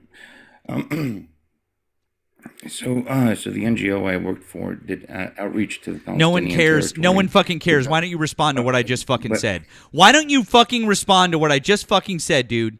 The International Court of Justice literally says that 20 years ago, Israel has been found to be a military occupying force in the West Bank.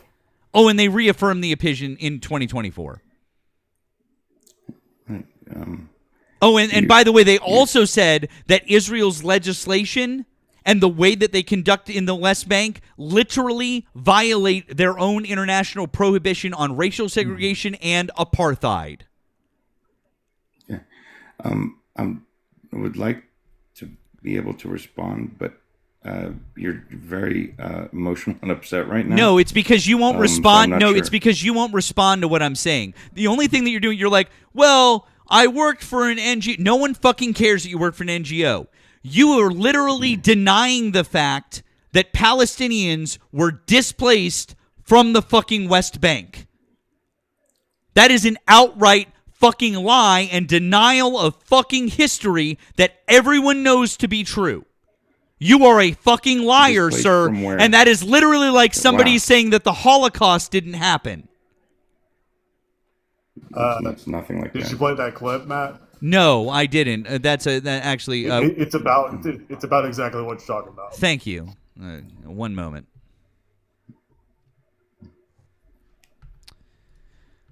Cool. Cool. Thank you, Nemo. But you know, when you guys know you guys are good. We're the good guys. Look at us. We didn't never do nothing bad.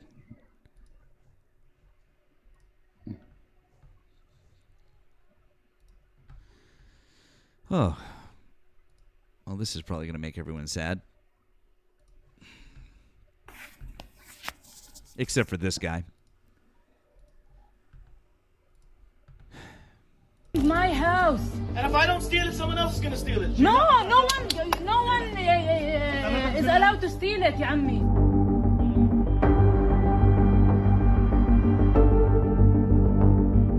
Jacob, you know this is not your house. Yes, but if I go, you don't go back. So what's the problem? Why are you yelling at me? I didn't do this. I didn't do this. But It's easy to yell at me, but I didn't do this. You are stealing my house.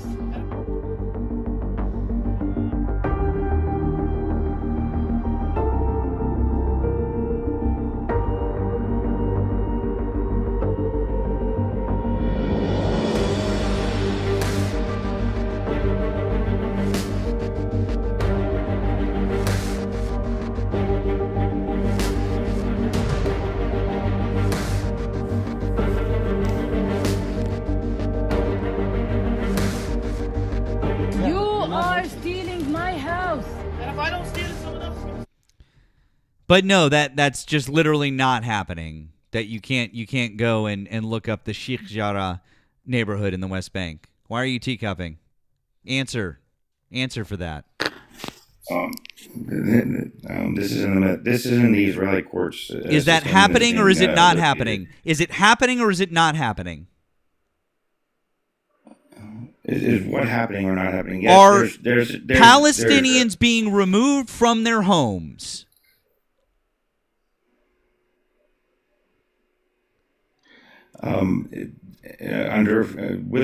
Through a legal process. Cool. Through a legal process. So they are being removed from their very own homes, huh?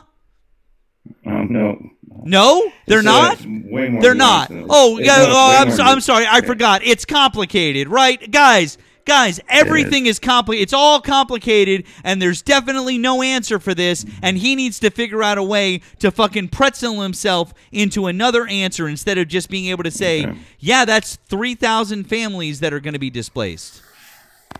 3,000 families are not going to be displaced. Cool. Then why don't you prove to me that that's not happening? Prove to me it's not happening. Okay. And there have been prove to me it's not happening. Jesus Christ. Jesus fucking Christ can't save you from this debate because you don't know what you're fucking talking about, or you're a literal denier of what is actually fucking happening right now.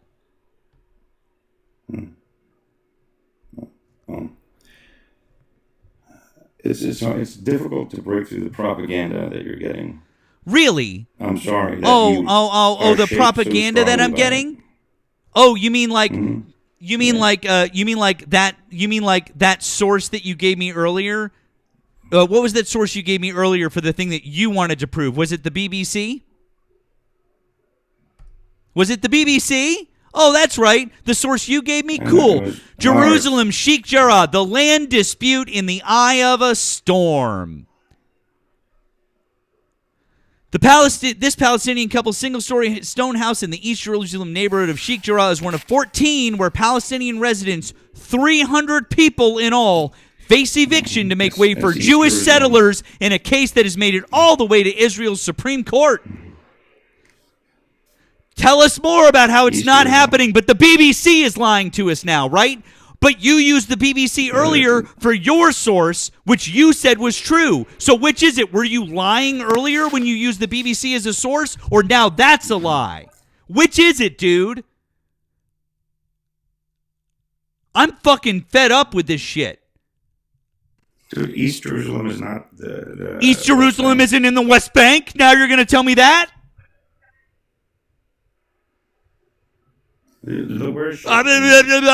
Where's East Jerusalem? Do you even know the fucking geography of the area we're talking about? wasn't that the whole contention in, what was it, 67 or 68? When Israel took over East Jerusalem? Yeah, it's Like, still in the illegally, process. like took it over by force and shit? Yeah.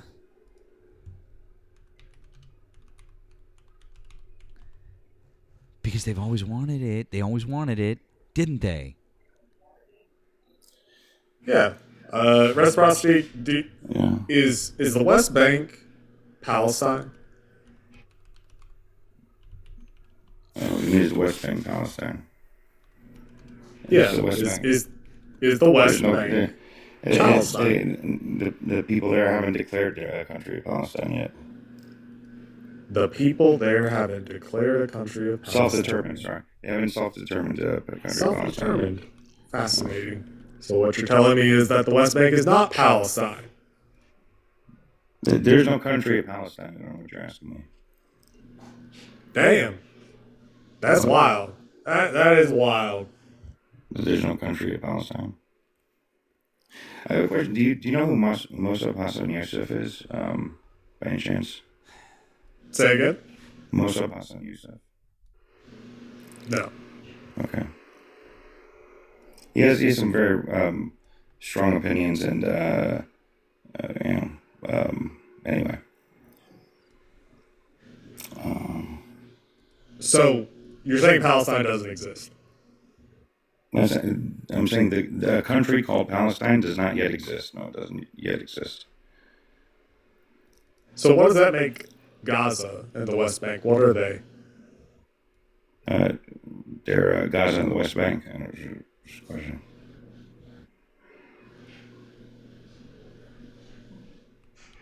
So is it just like what? Like a free parking on a monopoly board or some shit? Like what is the West Bank? It's a piece of land that is yet to be self-determined by the people who live there. I mean, it should be declared a Palestinian country already. It hasn't been yet. Oh, okay. Why is that? Why hasn't it? Because they have because their leadership has never been won that position yet that is willing to engage their own community over Really? over terrorizing. Really? Being- Then what being terrorists, can you explain to me then, just out of curiosity, what the Palestinian Declaration of Independence was? No, I'm not familiar with the Palestinian Declaration of Independence. I thought you just said that the Palestinian people never declared themselves a state.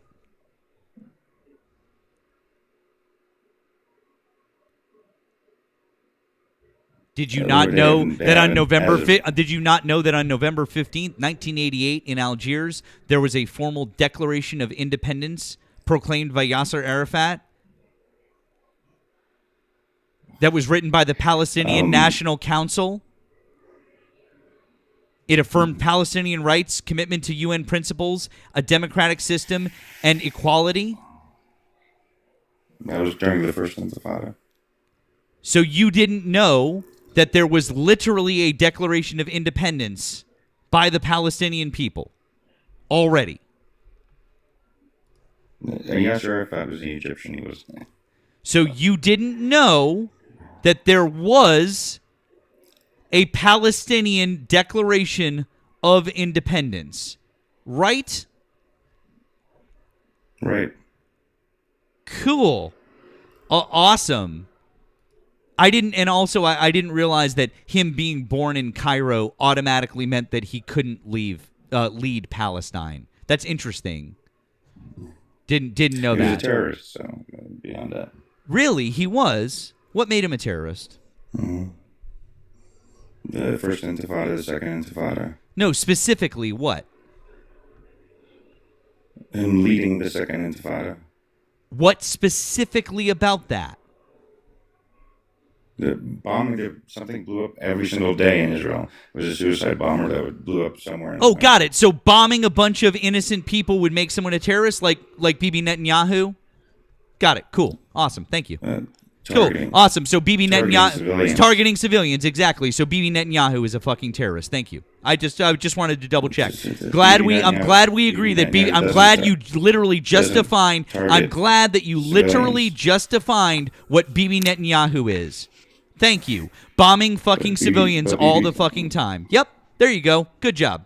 Also fucking and also not just bombing them, but starving them to death. By making sure that literal fucking food can't go to women and children. Tell us more, though, about Yasser. Oh, it's not true. That's not true either. Tell us more, you fucking apologist.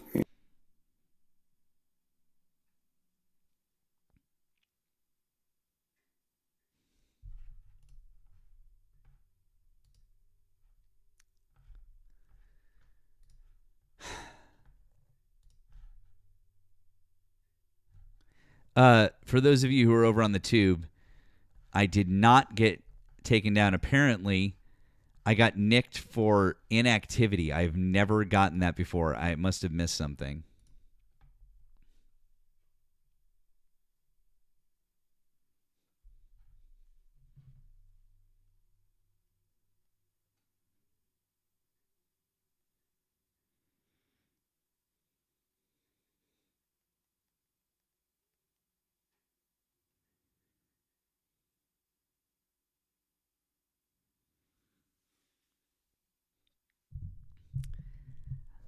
I'm embarrassed. I'm embarrassed. It had nothing to do with that. It had nothing to do with that fucking conversation. It was inactivity. I must have missed a fucking TikTok. I missed a fucking TikTok. I missed it.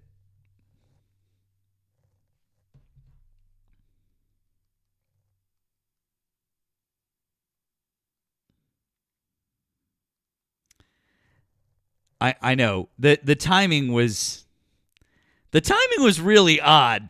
I'm not going to lie. That was some weird fucking timing. I'm not going to lie. That Nemo just said that. I'm like, this is pretty fucking weird. That was really weird.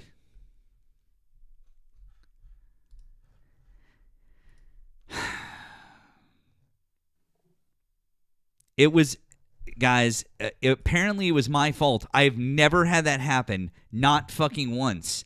It was inactivity, but I never got the fucking notification sound. And when I went back to the TikTok Live Studio screen, there was no thing. There was nothing.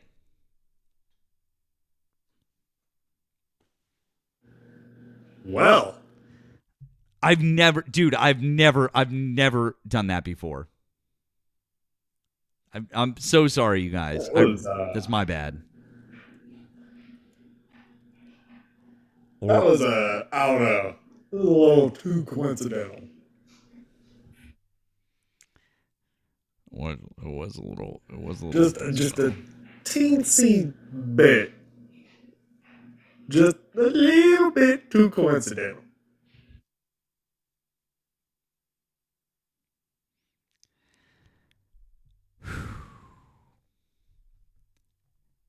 That was kind of fun. That was honestly. It felt like I felt like that was a little. I felt a little bit too. Thank you, the Michael over on the tube for the jewels. We never went down the tube. I felt a little Icarus there. There was a moment when I was like, I was like, maybe we're flying a little too close to the sun. So maybe that was for the best. Inactivity is, you guys have heard the song, or the little sound. It's like doo doo doo doo doo doo doo in the TikTok Live Studio When you hear that sound, something pops up on the screen for us, and it wants you to perform an action, like slide a puzzle piece into place. And if you don't do that within a couple of minutes, TikTok thinks that you're not there anymore, and it'll end the live automatically. I have never gotten my live taken down for inactivity. That's never happened to me before. But apparently, that's what just happened right now for the very fucking first time ever. It was really weird. Oh, Jack, you saw it in YouTube? See, the thing is that like I was off screen. And like I guess I was just, it's super rare that I'm always off screen for a while, and I must have been off. I must have been off for just 2. Oh, you saw it last week. Oh, okay. I'm gonna have to go back and look at the I have to go back and look at the tube feed, because I bet we'll be able to see it there. So yeah, I'm bad at puzzles. Midnight Bandit, hi, did you vote for Donald Trump? Hello?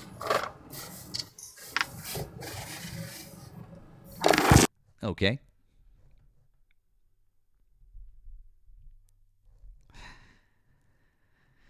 Man.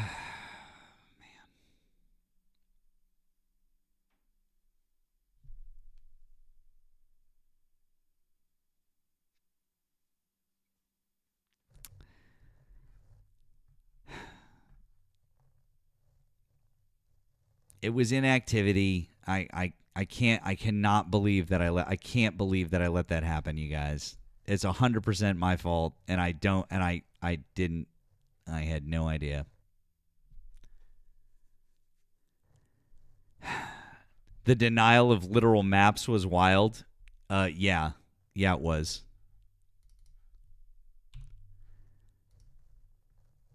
That was wild. Thank you guys for tapping us back up and helping out with the live goal. Thank you. Forgot to rewind VHS? Yeah, probably. I've never claimed to be perfect.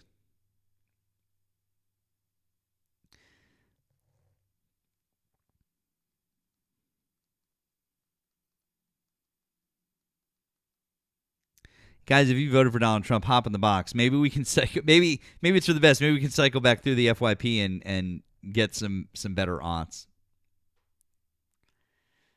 That reminds me. So, people in the chat were asking if I could repeat the ACAB thing.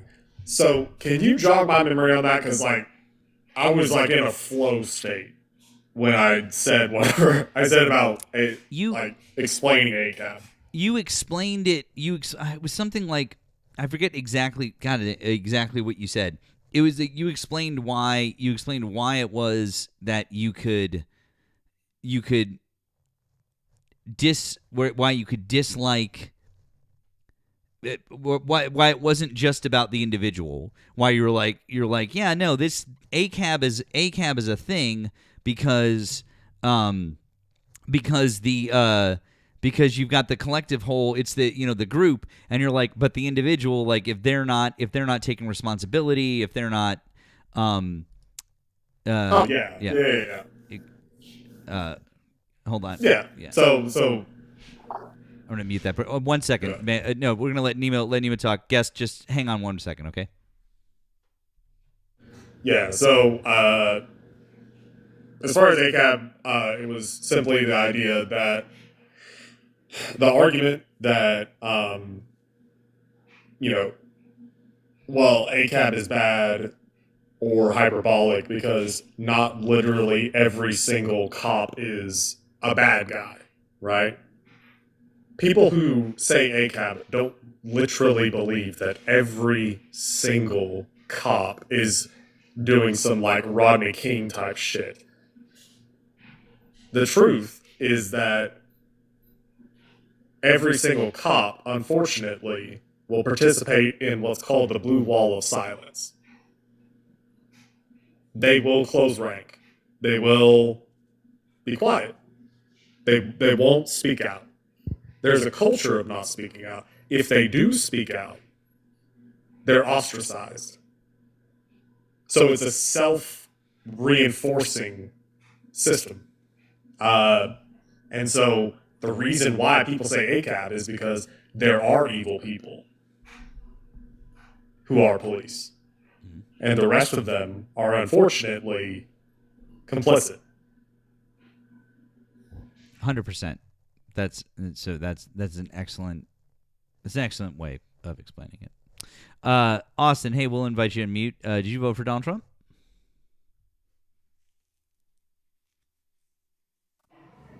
No, I did not. I just had a quick question. If you can drop me, if that's not okay. Real quick, what is it? Yeah, I had just moved in to my new studio apartment, my first one, and my landlord had told me to take down my sign that I used at my No King protest that say No Kings in America and hate will not make us great. And I'm pretty sure that's illegal where I'm at, and I'm going to get a lawyer involved, but I'm just, asking some fellow FDTers, maybe if you think I should push it or just, keep the peace. Are you, I mean, I would say it depends on where you're at. And I mean, you don't have to be specific because I don't want you to like dox yourself or anything. No, yeah, I'm in Illinois. Yeah. Okay. And my yeah, neighbors, you should push the fuck out of that. It was literally day one. I got a call from my landlord. He said 2 neighbors were complaining about your political signs. I'm like, it don't say anything vulgar. It just said No Kings in America and hate will not make us great. And I took it down to comply, at first and, keep the peace. But now that I think about it, I want to put it back up. Okay, here's the thing. This is just a quick check in the legal the statutes in Illinois. This is just, by the way, this is just brief. I'm not claiming that this is end all be all. Generally, they are allowed to restrict political signs if it's in the lease. So do you got a copy? It is not. If it's not in your lease, It's that I read it. Yeah, I read it over, and it says something about making it to where the tenants can't enjoy themselves. I'm like, okay, well, that's not my fault. They don't enjoy my sign. Okay. So apparently, tenants usually have the right to display signs within reason, especially in windows, though reasonable time, place, manner rules may apply if the landlord is a government. Oh, no, landlord. You don't live in government housing or anything like that, right? Nope. Okay.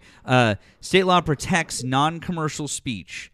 Landlords can enforce lease terms for private properties, but again, you don't have lease terms. So it sounds to me like if it's not in a lease, then you might have a good shot. A lawyer would most likely take my case, and it's FDT all day, right? So, I mean, yeah. I mean, okay. yeah.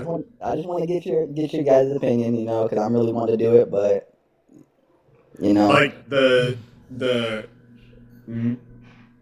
make things enjoyable for tenants or whatever. That sounds vague enough and sufficiently broad that they could probably argue that. He just wanted to take the path of least resistance, like he didn't want, me to be causing problems. I'm not trying to cause problems. I'm just trying to express myself, Yeah. I mean, that's up to you. I would say, like, when it comes to displaying something like that, I mean, especially that in particular, No Kings in America. Yeah.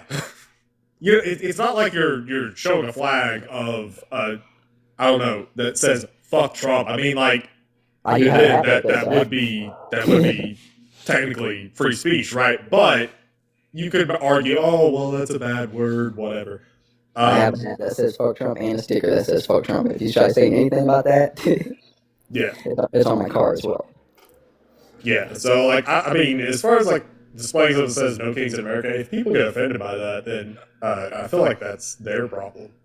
Okay, I think I'm going to follow through with, asking a lawyer about it, because, FDT all day. I just wanted to, have somebody, have my back on that. Sorry to take up all y'all's time. That's okay, Austin. It's all good. You're good. I hope you have a good rest of your evening, okay? You as well. All right, take care. You too. W's for Austin. Appreciate you, Austin. All good. Sean, hi. Did you vote for Donald Trump? I did not. I just wanted to just piggyback off that guy, Okay. if that's okay. Sure. It's definitely not illegal in Illinois. If your neighbors can put out the American flag or any other flag, then and they have a complaint about your signage, then it's fine. They can't actually get you lawfully. So that's all I wanted to say is that his posters and his windows totally fine. Cool. Thank you, Sean. Appreciate that. All right. I hope you have a good rest of your evening, friend. All right. Sorry. No, you're good, man. Thank Thanks, you. you too. Thanks. Have a good one.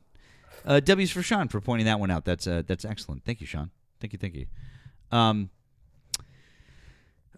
right, guys. Let's keep those legs flying. Maybe we can swing back out here to the FYP and see what we got here. Checkmate. Hi. Did you vote for Donald Trump? No, man. I'm sorry. I'm a supporter. Oh, okay. I'm a supporter. You rock, man. Keep going. Thank you, friend. We appreciate you. Hope you have a good evening. We appreciate you guys. We really do. We are definitely trying to grab some Trump supporters. So try to only request up if you're a Trump supporter. But thank you, appreciate it. Guys, real quick, just friendly reminder: don't forget to be following my main account, my backup account. Make sure that you're on Nemo's main account here, and then all of his various backup accounts. Those are important as well. So please make sure you're doing that. If you're over on the tube, make sure that you're both subscribed to me, but subscribe to Nemo as well. His link is down in the description. Links in bios for additional support. You can find those here on the here on TikTok in our bios, but on the tube right there in the description as well. Get those likes flying on the tube and keep them going here. Like I said, we appreciate it. Thank you guys for being here.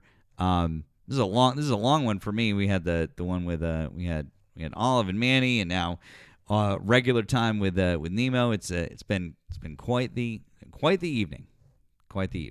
So, but yeah, if you voted for Donald Trump, we'd like you to get in the box, hop on up, and have a conversation with us. Let's do it. Come talk to us.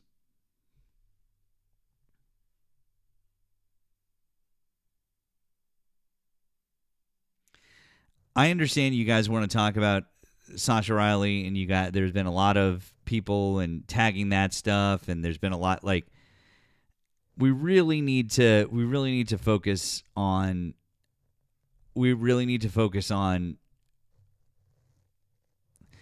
the things that we can for sure verify and that we're really, really on. I'm not saying that that's not a thing. I'm not saying that it's not something that we shouldn't look into or anything like that. But at this point in time, it's still a little bit too loosey-goosey for me.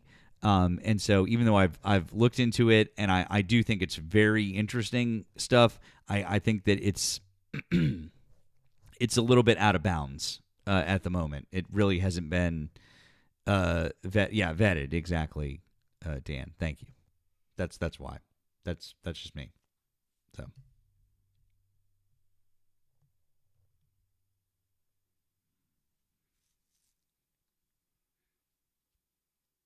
Confirmation is always good. Absolutely. Straight Talk. Hi, did you vote for Donald Trump? I did. Okay. How old are you and what state did you vote in? 58, California. Okay. Would you like to discuss one of the subjects that we have above or something else that Donald Trump is doing right now? What do you mean Donald Trump is doing right now? What's on your guys' mind? What do you guys discussing? A policy that he's enacting or something that he's done since he's gotten into office? Well, I'm very satisfied with what he's done since he's been in office. Cool. Would you like to maybe talk about something specific? Sure. Well, I don't know exactly what you expect me to say. I mean, he kind of speaks for himself. You know, the policies that he's enacting. Here's what I think. Democrats and Republicans. I really don't. I'm sorry. I'm sorry. I don't mean to cut you off. I didn't ask for your opinion on like the political spectrum. I asked, would you like to discuss one of the subjects I have above, or something else that Donald Trump is doing right now? We'd like to talk about current events. So. Okay, then pick one. I asked. That's why I asked the guest. I'm giving you the courtesy of picking one, and I have 3 above my head kind of as starters, but you are more than welcome to pick another one if there's something else you'd like to talk about. Well, I tried to do that not twice. So I tell you what, let's talk about ICE. Cool. There you go. Great. Fantastic. How do you feel about ICE? I think they're doing a great job. I think they would be doing a better job if the left wasn't constantly trying to prevent them from doing the job that we're paying them to do. But I think that they're overall doing a very good job. What do you think? What is their job? Well, it's in the name. They enforce our immigration policies. So when someone is here illegally, we send ICE agents out to round those people up, bring them to whatever court they need to go to, adjudicate whether or not they're here legally. If they're not, then they help in deporting those individuals. And there's a lot of work for them to do. You think so? I do. I think there's about 15 to 20 million people here that they have a very massive job to do. Some of those people, their only crime is coming here illegally. Some of those people have a massive amount of crime that they've committed both before and after they arrived. And so, look, I think we should all, both sides should be supporting ICE because we're paying them to enforce the immigration laws you and I voted for. I mean, you did vote, right? You guys both voted? Yeah. Yep. Your representatives made the laws that ICE is enforcing. Really, which immigration laws were voted on by our representatives that they have on 1986, on right Ronald Reagan signed the last immigration bill. Yeah, that's what I So mean. it's been a long time. Nemo is Yeah. 30. Talk Nemo is to your 33. legislator. Hey, bud, calm the fuck down. Yeah. You can just relax for a second. Nemo is 33. I'm 42. I'm turning Yeah. 43, which means that neither of us have ever voted for anyone who voted for an immigration law currently in this country. You realize that, right? No, ask yourselves. No, I asked you a voted question, how many sir. times? Excuse me, sir. I In asked you a 40 question. years, how many times Excuse me, have you sir. I voted? asked you a question. I would like a response. You realize that neither of us have ever voted for a representative who passed a current immigration law in this country, correct? Oh, I'm sorry. I was answering your question before No, it's just a yes. interrupted It's me. just a yes Would you or like no. me to repeat my answer to you? No, it's just a yes or no. You could just say yes. I understand that. That's all. Just say yes. Yes, I understand. I disagree with you. How's that? I Awesome. disagree So, with you. which How many immigration times law have you has been voted? passed Nemo, since we'll go to 1987? you. How many? I'm sorry. I was asking you a fucking question. Which immigration law has been passed since 1987 that we would have voted on? Or our representatives that we could have voted on? Please continue. Which is that?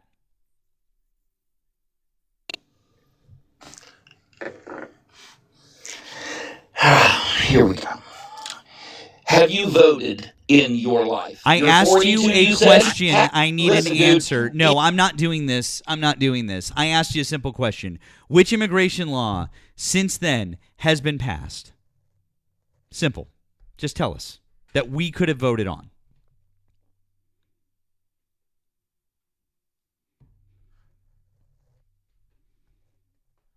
It's like real fucking simple. I don't need the. I don't need 20 questions. You're making it so much harder. Nope, it's You're just real making simple. it so much harder. And in order to carry on, you mute me. Instead It's because of you just answering keep my talking question over. to You won't answer my instead question. of having a Yeah, because you just won't answer a simple question, dude. It's because you just keep fucking yapping. I have no problem letting people talk and letting people answer questions. It's a simple fucking question I asked. all you could do, you could just answer the question for me. What immigration laws have been passed in America since the 80s that we would have Have had a the very chance to good vote? evening. Cool, No run wonder away. you have That's good. such a hard time getting MAGA people to talk to you. You No one Straight. fucking cares. I hope that you know, man. Even in this economy, my doll is only a few dollars at your local Walgreens. You can get a bottle of it, store brand. You can get brand name. You definitely need some. Yeah. Would have been really simple. I just wanted an answer to the question. Then we could have moved on. But don't make assertions on things that like, oh, you guys voted for these people who passed. No, we didn't. Nope. That's not a thing. So, anyways, Mr. You-Know-Who. Hi, did you vote for Donald Trump? I didn't vote for anybody. Okay, are you a Donald Trump supporter? Some of the stuff, not completely all of it, but some of it. So you didn't I vote just for wanted anybody? to state the fact that I'm not like a legal person, or I don't know like logistics and codes and all that stuff, but isn't what Trump doing right now, didn't it begin with Obama? And then Biden started it, and then Trump just tweaked it a little bit? Did it begin with Obama? Define tweak it a little bit. Answer my question. Didn't it begin with Obama? No. Who did it begin with? Trump. No, you're wrong, bud. Look back. Yeah. Then why Look did it you up. ask the You just question? If deny you're it. wrong, then why did you ask the guys are question? such denial. Cool. Then what are you saying began with Obama?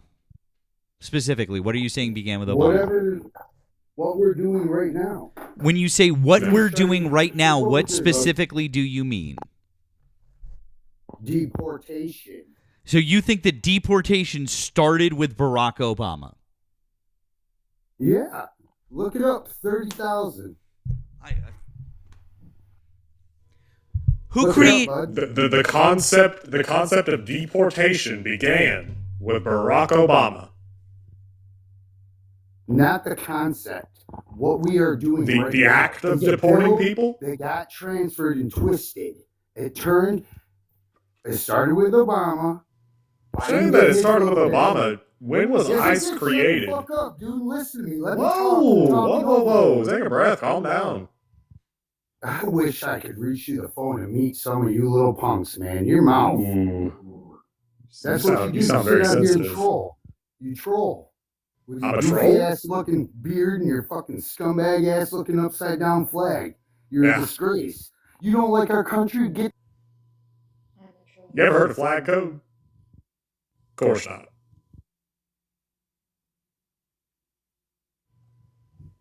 This adheres to flag code. This country is in distress.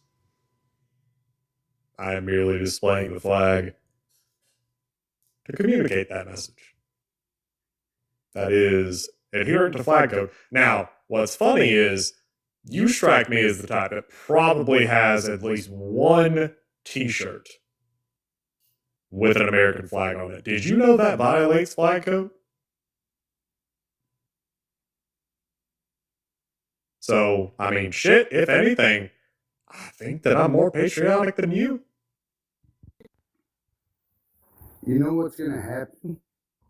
What's going to happen?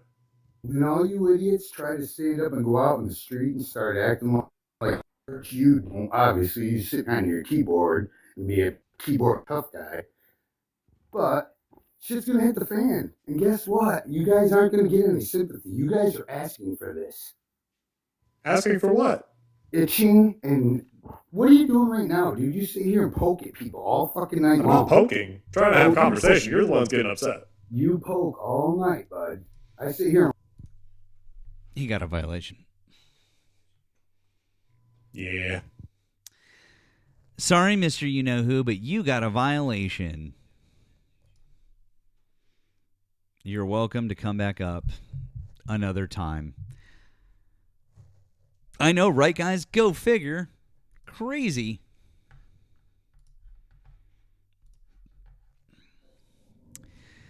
Jay Wood, hi. Did you vote for Donald Trump? Hey, yeah, I did. Okay. How old are you and what state did you vote in?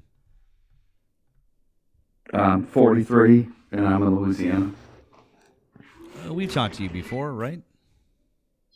I have. I've been on before. I was on with you, I don't know, probably 5 or 6 days ago. Okay. Something like that. Okay. But yeah, I've been on with you before. Okay. Real quick. Thank you on the tube to Dr. Boofenschmerz for the gifts. Appreciate that. That was kind of you guys. If you want to support, you can do so over here on the tube, and then over here on TikTok with gifts, on the tube with gifts, but also links in our description down there, links in our bios over here. We appreciate it. Thank you. Okay. You can. Did you want to? You can let me go if it don't benefit you. You know what I mean? No, it's fine. I wanted to know what. You know what I mean? Okay. It's fine. What I'd like to know what. Okay. What would you like to talk about?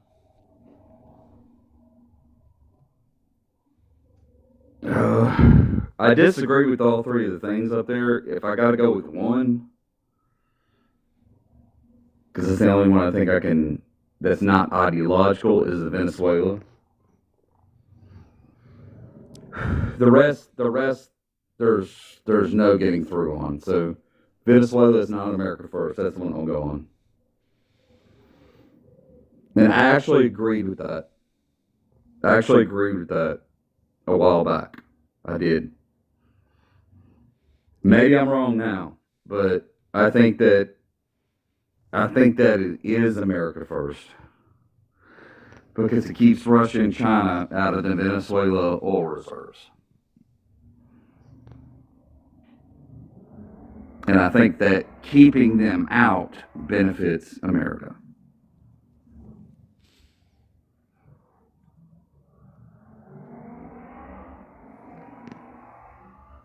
I'm saying if we're going off the ICE thing, that's a whole different thing. We can go on that, but I was trying to give you one at a time. I was trying to be respectful to the titles. That's fine. So you think, for example, that Russia needs Venezuelan oil?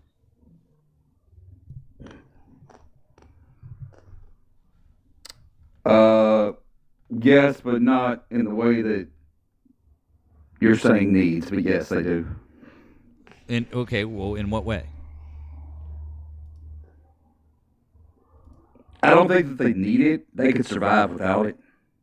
But they do buy oil from Venezuela. The same way China has given money to Venezuela, and they give them money on loans in repayment for oil. China will find oil either way. Like, I'm not naive in saying that. But I think us blocking them from getting that does benefit America. That's my point. Wrong or right, that's my point. I think blocking those 2 countries from getting oil from Venezuela is a win for America. So, I mean, your upside down American flag is correct. Hey, there you go. We're on opposite sides of it, but it's correct. Yeah, I mean, as far as Venezuela is concerned, the idea that it benefits the U.S. to deprive China, because really it's China. I mean, Russia has massive oil reserves, so it's really China. I agree 100 with you. I agree 100% with you. So, to say that it benefits the U.S. that we're depriving China of Venezuelan oil, I mean, I don't know. I feel like you can kind of make that argument, but the knock-on effects of it kind of negate the argument. So, you could say, well, hey, China is put money into Venezuela and they're expecting oil, and now they're not getting it. So that, in some way it deprives them of resources. It kind of sets them back a little bit. And I guess you could maybe argue that it keeps them out of our hemisphere. That one, not so much, because they have presence elsewhere. but the knock-on effects of that, I mean, it really comes down to the way that we went about this. So the U.S. just straight up went into another country and kidnapped the leader of the country, which, leader was an asshole. That's a whole other thing. But just straight up kidnapped him and unalived like 80 people in the process. Sure. And openly said, yeah, well, it's about oil. Just like said it. And I mean,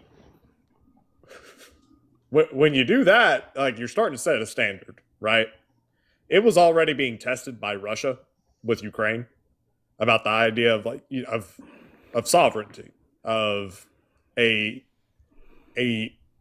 world that is governed by the rule of law, right? Like the post Cold War order, or really the post World War II order. Are you talking about international law? I'm not challenging you. I'm asking you if that's just what you're talking about. Yeah. Okay. Yeah. International law. Okay. And Russia was definitely, they were already, I guess, pushing that to the point where they were like, okay, well, we call the bluff. Now, as far as Russia and Ukraine is concerned, that has been kind of, I guess, isolated so far. And the effects of it haven't been so catastrophic yet for, I guess, the rest of the world. There's definitely been ripple effects, but it's not quite at that level. But we set this standard with Venezuela, right? And we talk China about I'm not interrupting. I'm only asking you. We set the standard because we went in and got a leader out and came out. I'm not meaning to interrupt you in a disrespectful way. I'm interrupting only so I understand what you're going. That's yes. Okay. Yes. Okay. All right. Yeah. Go ahead. We basically said that we can violate a country's sovereignty and remove their leader if we don't like it.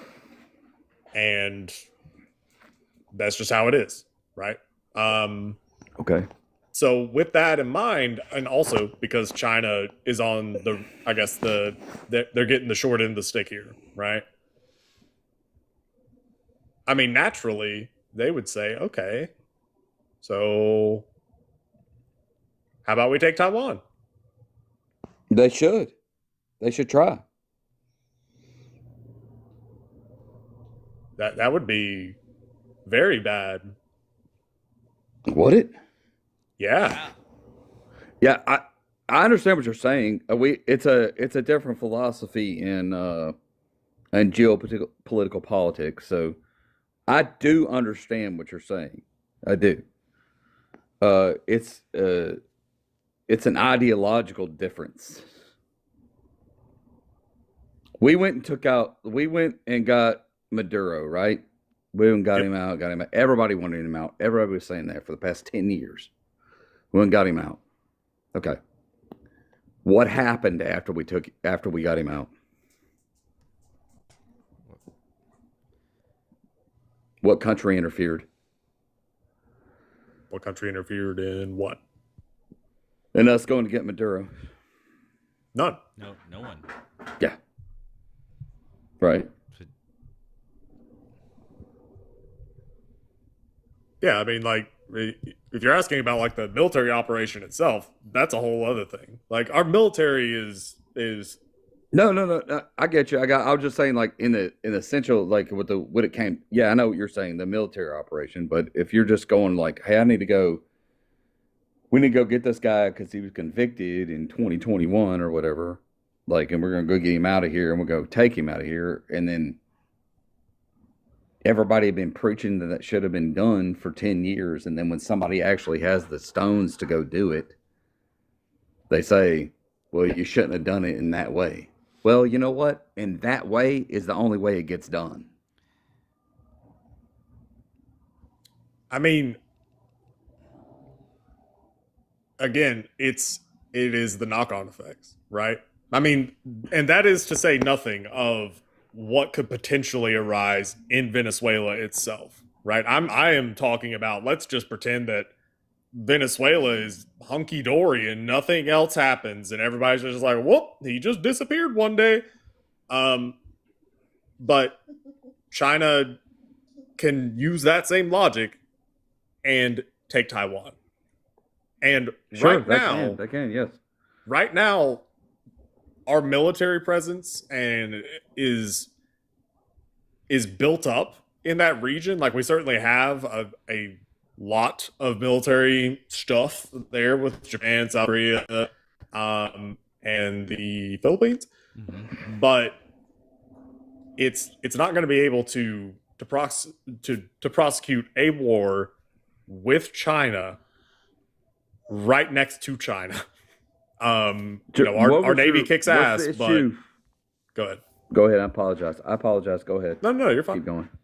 No, I thought you took a break in your speech, but you didn't. It's good. Just go ahead. Say what you're going to say. And I apologize for interrupting you. You're fine. So, right now, as far as our military capability, would we win in a conventional war with China? Probably. We would also lose a lot. Like a lot.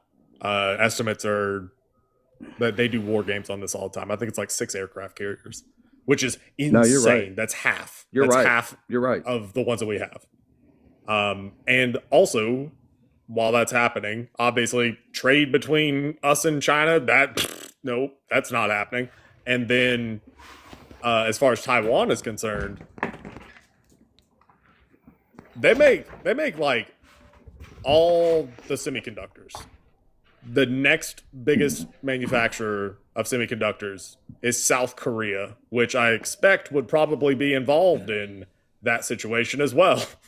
So no, you're exactly. That's crazy too, because you're right. Because I asked a friend of mine the other day who's an electrical engineer, and this goes back to, because I don't know anything. I'm not an engineer. I don't know anything about chips. Okay, not trying to be a superior on it, but he said Texas Instruments. I'm assuming y'all know who that is. Yeah. Okay. The lead scientist in Texas Instruments was going to become the CEO of Texas Instruments. Okay, and they didn't want him to become that because he wasn't a citizen of this country, and so he went back to Taiwan and created they called like the TCMC or something. It's something like that. I don't know exactly. Okay, but that's the guy that went back and created that. Yes, and that's the guy that creates all the chips, or the company that creates all the chips. Because I asked the same dude, because I don't know. I said, well, like, we're all investing our money in NVIDIA and everything. You know what I mean? And he's like, yeah, but they are a chip company, but they send all their chips. All their chips get made by the people in Taiwan, by that TSMC or whatever. Yeah. Mm-hmm. You know what I mean? And so I didn't know any of that. I know it's probably irrelevant what we're talking about. That's just some stuff I found out this week that I thought was kind of crazy. I mean, I didn't know that. A lot of people don't really know that much about how computer chips work, like how they're made, you know? And they don't realize that there is one place, one country on the planet that is responsible for, I think, I've seen different numbers. I've seen 70 and I've seen 90% of all semiconductors. One country. Taiwan. One. Right. And the next biggest one is South Korea. And South Korea is right there. That's why we love Samsung and not Apple. Yeah. Well, I mean, Samsung is I'm a Samsung guy. Yeah, well, Samsung is actually, they are the semiconductor manufacturer. It's Samsung. They do a shit ton of stuff. So It's Samsung. Apple doesn't have a back button. Samsung does. That was my Yeah. thing for years. Apple has a back button now. I'm making jokes because that was a big thing for years. But I don't think I may be completely wrong, but I don't think the host wants us to get caught up on chip manufacturing in his live, and I may be completely wrong about that. But let's go to ICE because that's the big topic. Okay. I have no problem with what ICE is doing.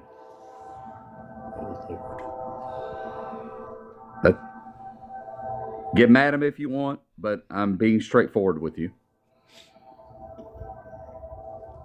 Why do you dislike the Constitution? I don't dislike the Constitution. Well, more specifically, why do you dislike the Bill of Rights? I don't think anything ICE is doing is violating either. What's our Fourth Amendment? I know that's against illegal cease and seizure, but I can go. Yeah. I don't know the exact wordage of it. I can go read it for you. But I know it's okay. About what that's okay. Yes. What you just said is correct. It protects American citizens against illegal search and seizure. Correct. Yeah. ICE. What does ICE stand for?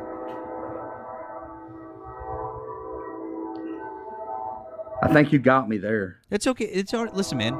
Because I can't think. Well, no, it's all good. It's all good. I'm not even mad about it. I can't think of it. Right I'm not. It's not a gotcha. I was just. We don't. It's not. I'm good. We don't all know everything. It's okay. It stands for Immigration and Customs Enforcement. Okay, that's all. Yes. So that's what. Damn, dude, I couldn't think of immigration for save a life of me.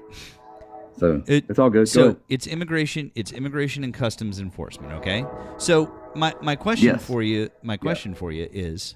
By the way, that train, that's a big train, dude. Holy shit. Well, hey, look, it is beside me. You want me to I can mute you're until fine. it goes by and then you're get fine. back It's on all if good, you'd man. like me to. It's all good. I'm just noting it in the background. Okay. I didn't recognize it until you said something, it's all but good. it is bad. So my question for you is, who does ICE have jurisdiction over? As we now know them as Immigration and Customs Enforcement. Who do they have jurisdiction over? Only non-citizens. They do not have jurisdiction over actual citizens. I'm going to give you something here. They do have a little bit of jurisdiction over citizens, just a little bit, but that's only in the course of an active ICE operation, and that's only briefly detained. They are not allowed to arrest U.S. citizens under any circumstance. Now, they have mistakenly arrested U.S. citizens, and that's been a problem. But they're not allowed. They can't go up to somebody and say, prove to us that you're a U.S. citizen. That's illegal. Under the Fourth Amendment, they can't just walk up to people and start saying that. That's not okay. I would agree with you on that. Awesome. I agree with you on that. Great. So if you agree with that, then I don't think that you agree with what ICE is doing right now. Because they're conducting operations without warrants. They're conducting operations where they're going into areas and they're just trying to get a bunch of people and check and see if they're U.S. citizens. And what they really need are warrants that say, we're here to get these people who have a deportation order. That's why we're here.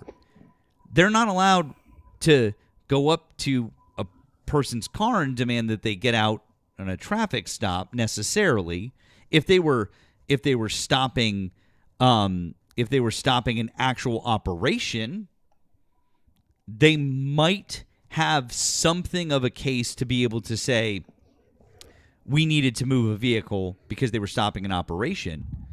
But when your operations are done for the day and you're just removing a vehicle that was stuck in the snow, you can't really say that, can you? I have a hard time with both sides and I will be completely honest with you about that. I want to tell you, you can say that you have a problem with both sides, but the issue Sure. with saying that is that the law and the Constitution are super, super clearly on one side. And the other side is just kind of like, I feel like that wasn't a good thing. I'll take the law side on ISIS side, other than the other side. No. Every day of the week. I'm sorry. The Wrong or right. law Wrong or side. right. The law side is the non-ICE side. Sure. So I'm just saying. My point is, every case that comes up that I don't actually see video evidence of, I will take ISIS aside until I see it's something else. So you just accept whatever the government tells you all the time, right? No, I don't. Oh, but why? This is the big argument right now. This is why it's funny. Hold on, no, this isn't funny. But you just said that you're going to accept whatever ICE has to say unless you see video evidence. But I just asked you if you accept whatever the government until it always goes to says. court. Until it goes to court. Wait a Until second. it goes to court. But you just said, Yes. hold on, my friend.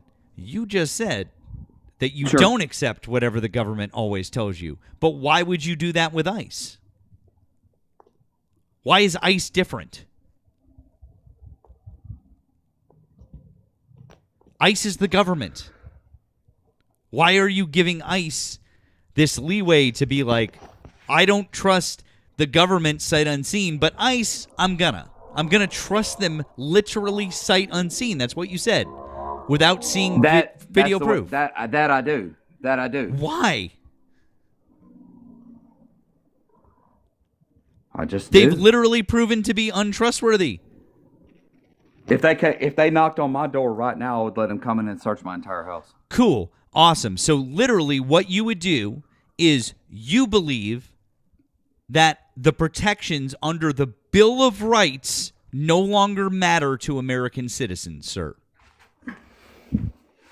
The protections that we have had for over 230 years as American citizens no longer matter.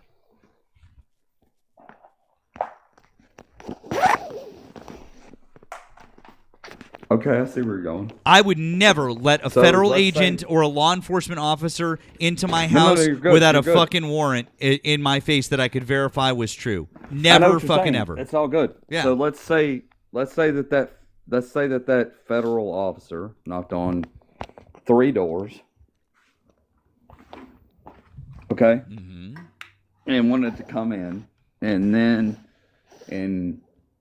one out of those 3 doors actually was somebody that wasn't supposed to be here. That's how I'm gonna put it. Yeah. Just to make things copacetic for the conversation. Okay. Yeah.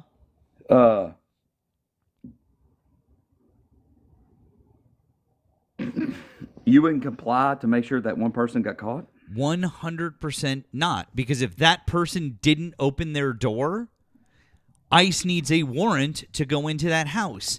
And the reason why I wouldn't comply and I wouldn't do anything, and the reason why I wouldn't, is because I don't want the police or the FBI or ICE or whoever, I do not want anyone to be able to just come into my house at any time that they want without a warrant. But if we allow the government to do that, guess what? They're just going to start doing that.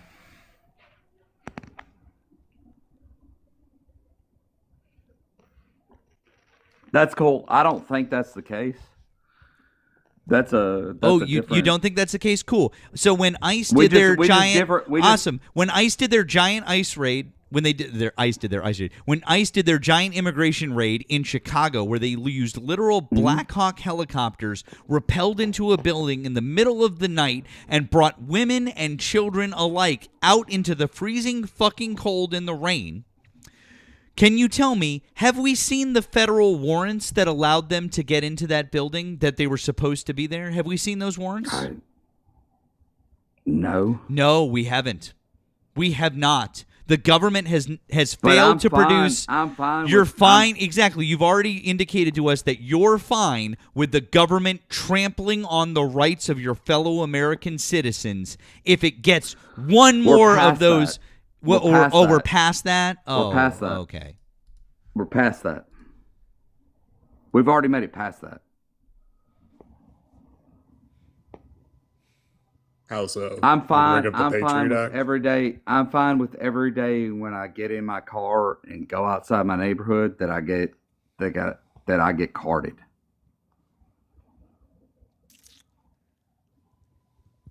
Okay. I mean, so as far as accepting I'm fine with that, it. well, I feel like That's why. there- You remember when I told you earlier that I was scared, and not scared in a way, but that's like I was scared. There's no way forward. Do you remember when I told y'all that earlier? yeah. This is what I'm talking about. Honestly, and I mean that with respect, and I don't mean that in any kind of like throw kind of way or anything like that. I mean that with respect. Like that. This is what I'm talking about. When we come down to conclusions, and we get down to how we're going, it scares me because I don't know how we go forward. That's why it scares me. I'm not scared from what's going to happen to me on this side or that side. I'm scared because I don't know how we go forward. And y'all are my countrymen. You understand what I'm saying? Y'all are my countrymen. Like, I don't know y'all. Y'all live in some state that I'm not in. But y'all are my countrymen. And I worry about it. And it bothers me because I don't know how we go forward. I don't know. And when I say I don't know, I don't know. Like I'm ignorant. And that's what worries me. That's what worries me. I mean, well, what do you mean by going forward? You got to go forward in a country somehow, right? I don't know. I'm not all knowing or anything like that. Hell, I'm just a steel worker. Okay? My point is you can have a disagreement with somebody on something. Y'all can disagree like, hey, I believe this, I believe that. And I grew up that way. You respect people's disagreements and you respect that's how they feel, and you just respect it. I don't know how to say respect it. Yeah. But that's what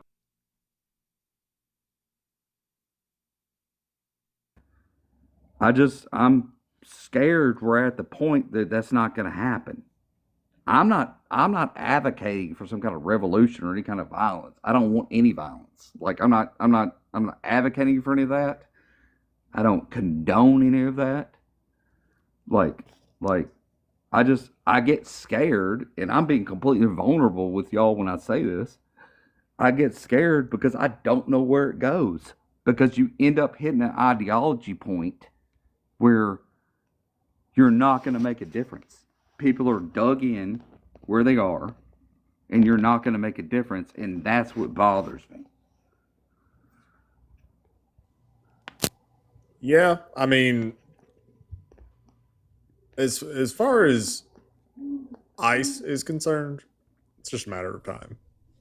Like, unfortunately, the ones that are cheering it on right now, especially the ones that are cheering on or running cover for the guy that murdered Renee Good, it's just a matter of time. Because I'm in Louisiana. I'm about as far away from Minnesota as you can get. In the States, at least. In the States. It was a very tragic thing that happened to that girl. That it should never happen. It's a bad deal. But I just don't interfere with what police are doing. Or with what, I know they're not police, okay? I understand they're not police. Y'all can correct me on that. Like the same night that that she lost her life, and that was tragic that she did. I do not celebrate that day. Okay? I drove past 2 or 3 police cars that had somebody pulled over on my way to work. I could have stopped in there and interfered with that whole That's completely process. different. What you're doing now is drawing a false equivalency because police are allowed to pull people over. ICE is not. You're right. So if you You're right. interfered with You're the right. police there, you would be wrong. You would be wrong, sir. I would tell you, don't go and interfere with police during a traffic stop because you would be wrong. I'll take the L on that. That's good. I'll take the L on that. You can't draw that conclusion. You can't put those two I things said together. that before I did though, because I said that, but that police has different jurisdiction. Like, I'll take the L on that. That's cool. That's cool. This is the thing I need you to realize, man, that I really, really, really, really would like you to think about. I care about your rights as an American citizen. I care about Nemo's rights as an American citizen. I care about all 900 people in here on TikTok. I care about all of their rights as American citizens and the 100 people on over on the tube. I care about all of them as well. Being aware of our rights and exercising them as American citizens is literally one of the most patriotic things that we could ever do. I am not personally advocating for anyone here to put themselves intentionally in harm's way. But if somebody comes to your house, a law enforcement officer, for example, comes to your house and does not have a warrant, you should know that your constitutional right says you do not need to open the door for them. You should know a lot of different things about your rights. We need to have civics classes back in schools because what we don't want are people like you who are going, well, we should just let them. We should just let them. Let's just let those people walk all over us and trample on our rights. Because if I you don't start, disagree with you. Okay, well then don't say I would just let law enforcement into my house without a warrant. Don't do that. But I personally would. I personally would, though. But that's terrible You because say me, if you're doing it personally, you're helping to erode the constitutional rights of your fellow Americans because you're rolling over and not saying, I stand up for my rights. Sure. I'm good, bro. Like, I would be more than happy to every day that I leave my house to prove my citizenship. Cool. I've got, by the way, do you want to, Jaywood, can you send me your address? Because I've got something for you here if you want. You can just, Bro, you can lick the bottom. If you put some, it It's got does? laces. You can lick, Okay, you then I'll can, lick you it. can lick the bottom of it. I'll lick it. Dude. Take a picture of it. And I'll lick it. Hey, Seriously. hey, remember that time when other people had to prove that they were citizens of a place? Oh, what was it? But they didn't, you know what? They didn't necessarily always have to have papers with them. They just wore gold stars. That identified them. Remember that? Yeah, I do. Cool. Want that? Should we just do that instead? Then you wouldn't have to have papers. We could just wear like a little insignia that would identify us. I just don't have an issue. I just don't have an issue with any kind of law enforcement if I don't have anything to hide. So it's not about like being worried about police, like you individually being worried about police, because like, yeah, I mean, if you know for a fact like you haven't broke the law, then you're probably not worried. Which, I mean, there's a whole other conversation there about the fact that that is 1,000% because we're white. But more than likely, if we're not breaking the law, we're more than likely not really that worried about the cops. Like, it's more of a nuisance than anything, right? And it's the idea of, well, if you have nothing to hide, then it should be fine. Nobody, there's never been anybody been worried about the cops. I've watched thousands of videos, and everybody that complies has no problem. So the issue, and again, this is specific to ICE, right? I know I just said cops, so, but ICE specifically. They are trying to enter people's homes without warrants, and lying to them with like a bullshit warrant, like saying that, oh, this is a warrant, and it's like a warrant that ICE issues it for itself, which is not a judicial warrant. So using all sorts of crazy ass tactics to get access to people's homes or their cars, because your car, that's also warrant. Yeah, it's a lot of people like that gotta have a lot warrant. of states that extends to your home. Yeah, I'm in Like, Louisiana. My if car's my home. Yeah. If a cop tried to open my door, if I was not actively like, I don't know, doing some other crazy shit, like just at a traffic stop, if they tried to open my door and enter my car, they would be in serious trouble. They have to have a warrant for that. You're within or my within your consent, one of the constitutional two. rights. Yeah. Yeah, you're within your constitutional rights.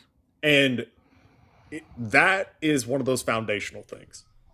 Now, Sure. ICE has come along, and we are talking about an agency that is now, this year, has more funding than I think every other country's military except for the U.S. and China.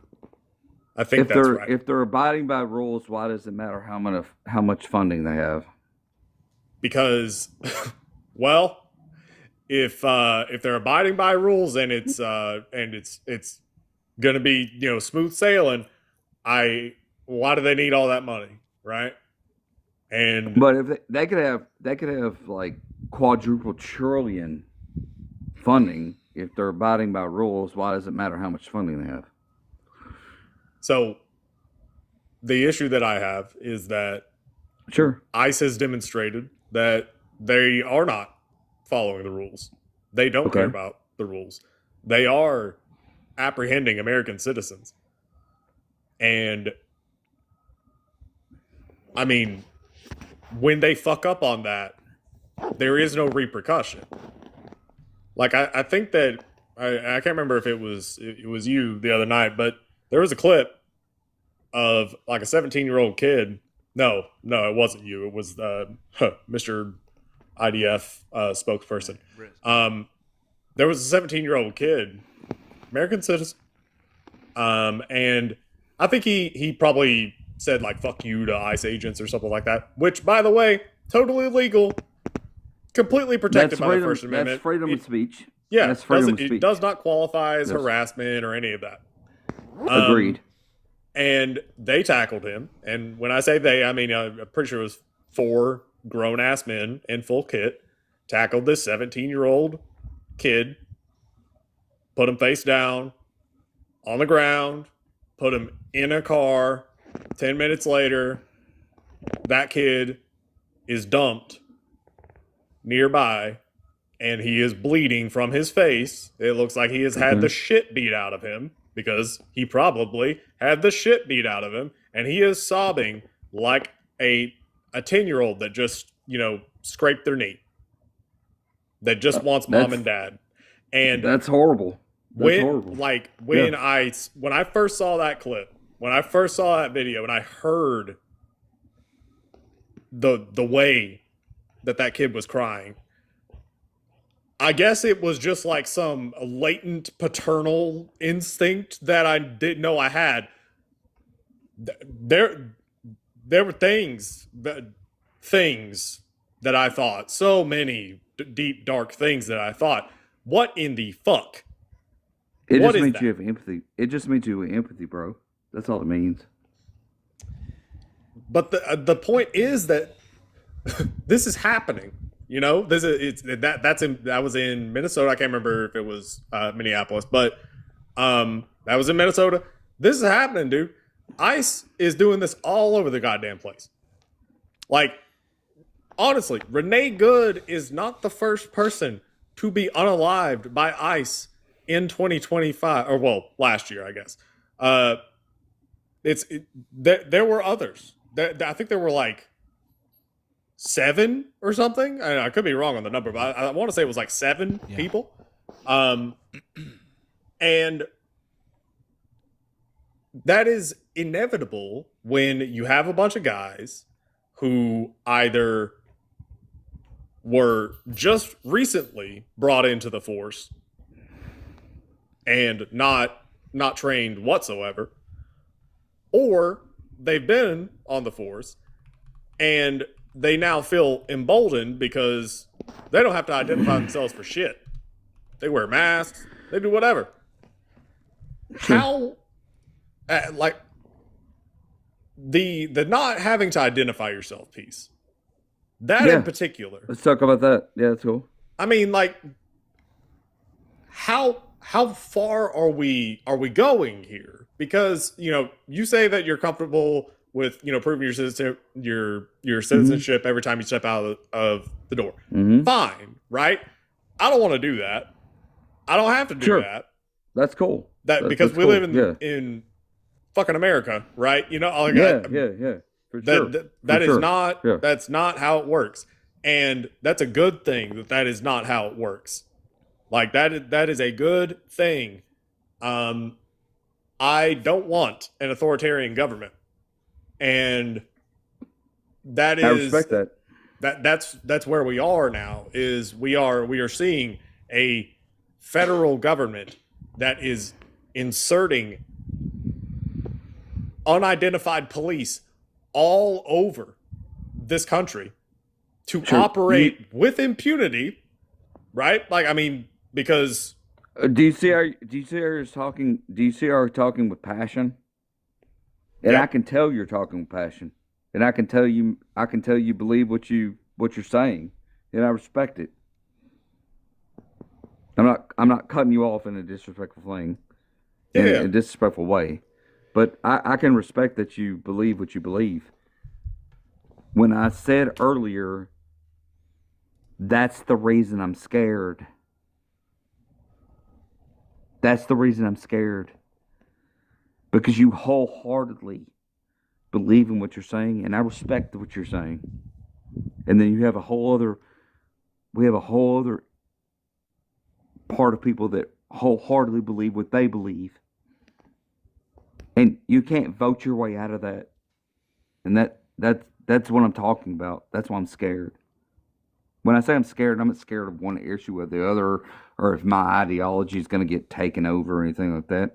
I won't give a shit about that. Hell, I'll be dead in 30 years, like 20 years. My point is, it's like, as far apart as we are, I don't know where we go.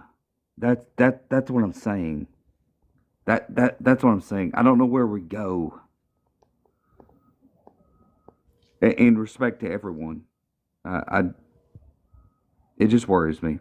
I apologize if I ruined the conversation saying that. It's just you had your whole discussion was great, and I enjoyed it, and I appreciate you sharing that.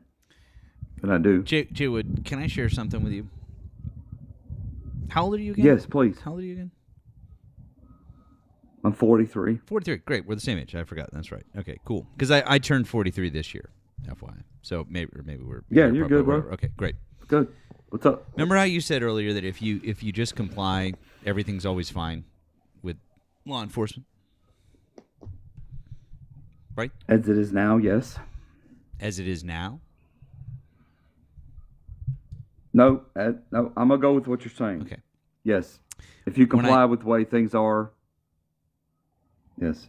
When I was in it goes into the reason you're saying that is it goes into my whole philosophy of what we're saying about what's right or wrong. But go ahead. I'm gonna shut up because this is your panel and you're live, and I'll respect it. So go ahead. I just want to tell you a story. I don't think I've ever told this story here, but I'll tell it. When I was in college, and I was going home on Thanksgiving break.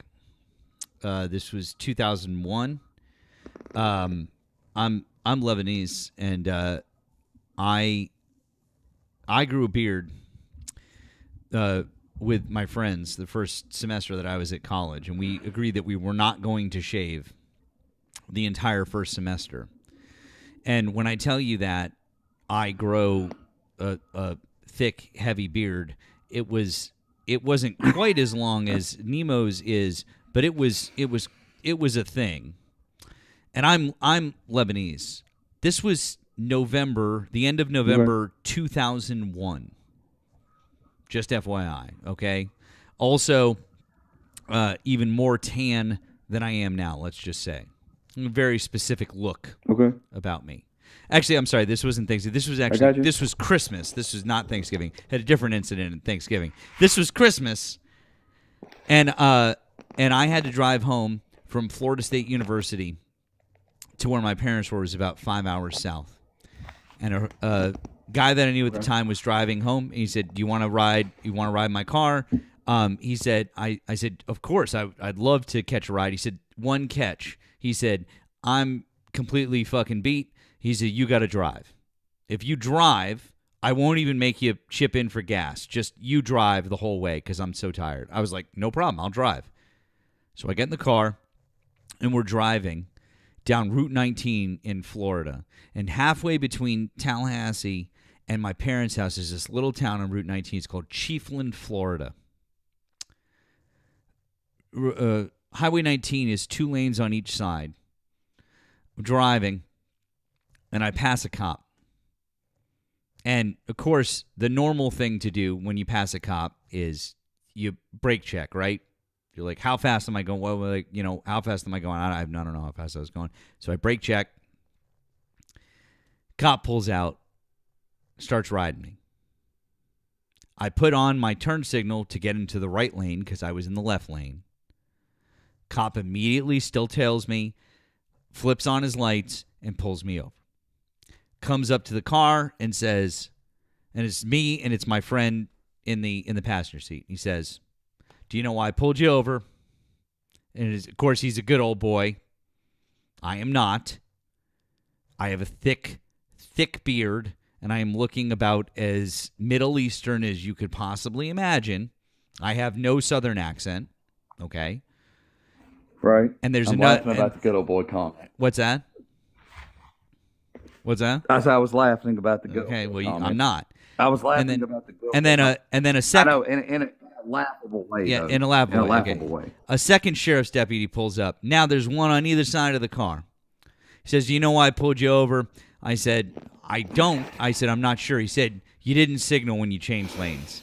I said, "Officer, you were behind me." I said, "I saw that you were behind me." I said, "Of course I signaled when I changed lanes because there was a police officer behind me." And he said, "Nope, you didn't signal. License and registration." Then I said, "My license is in my wallet, which is in my backpack, and that's in the trunk," which is true. And he said, "Okay."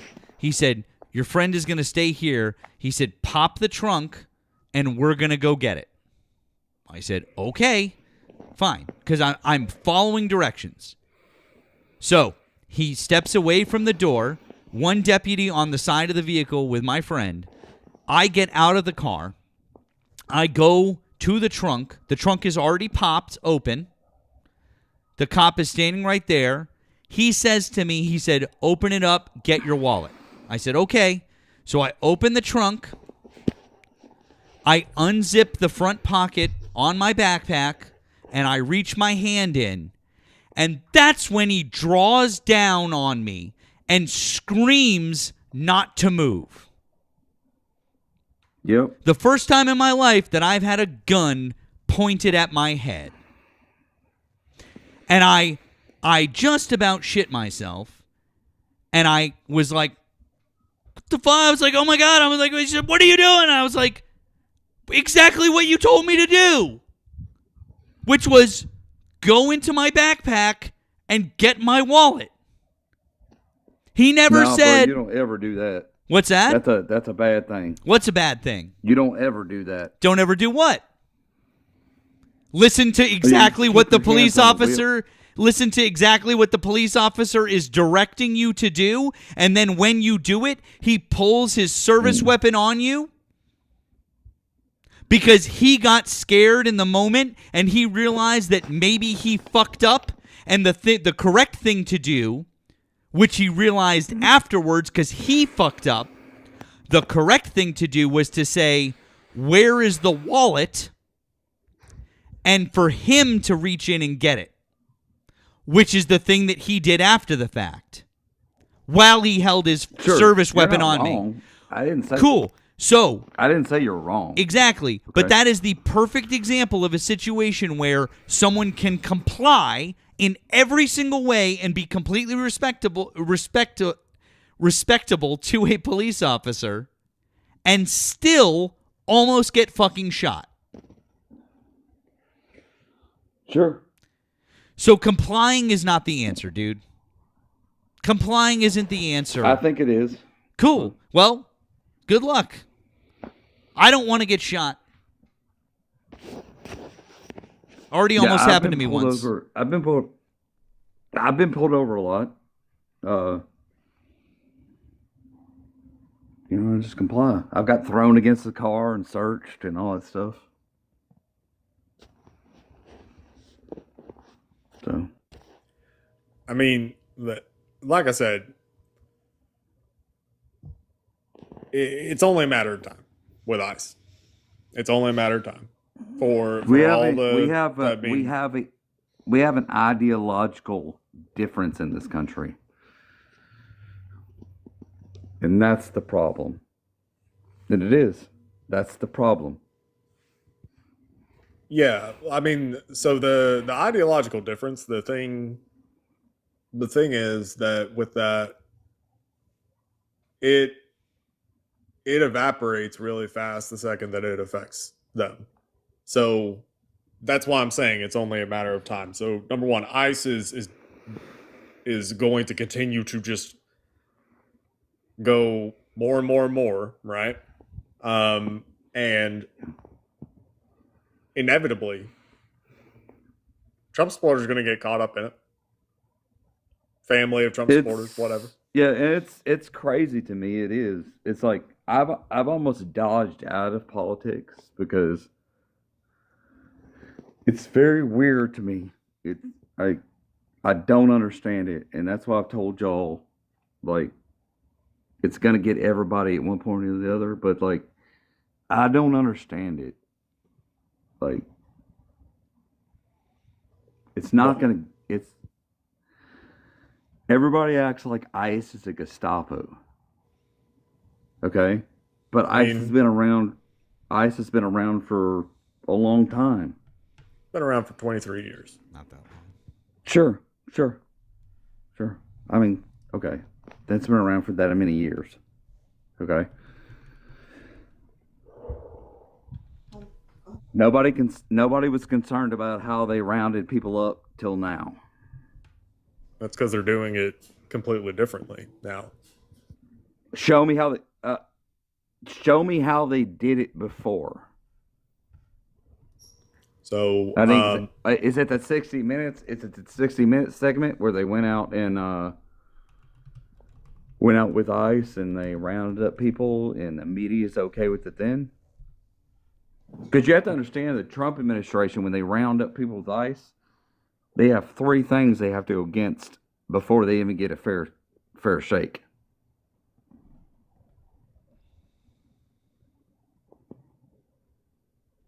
You know what I'm saying?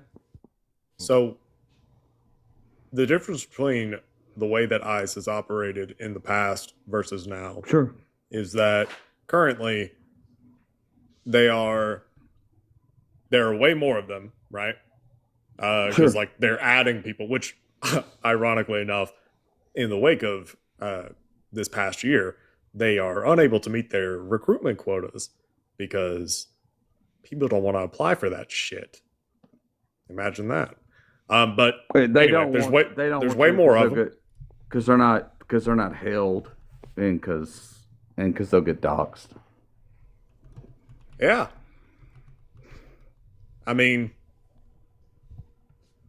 they're public servant. Like, I mean, that, like, it to me, it's silly, right? This is something that Joe Rogan, who's 5'7", talked about recently with Rand fucking Paul, of all people, Rand Paul, Yeah. the so-called libertarian Rand Paul, who was basically like kind of justifying certain things with ICE. It was insane.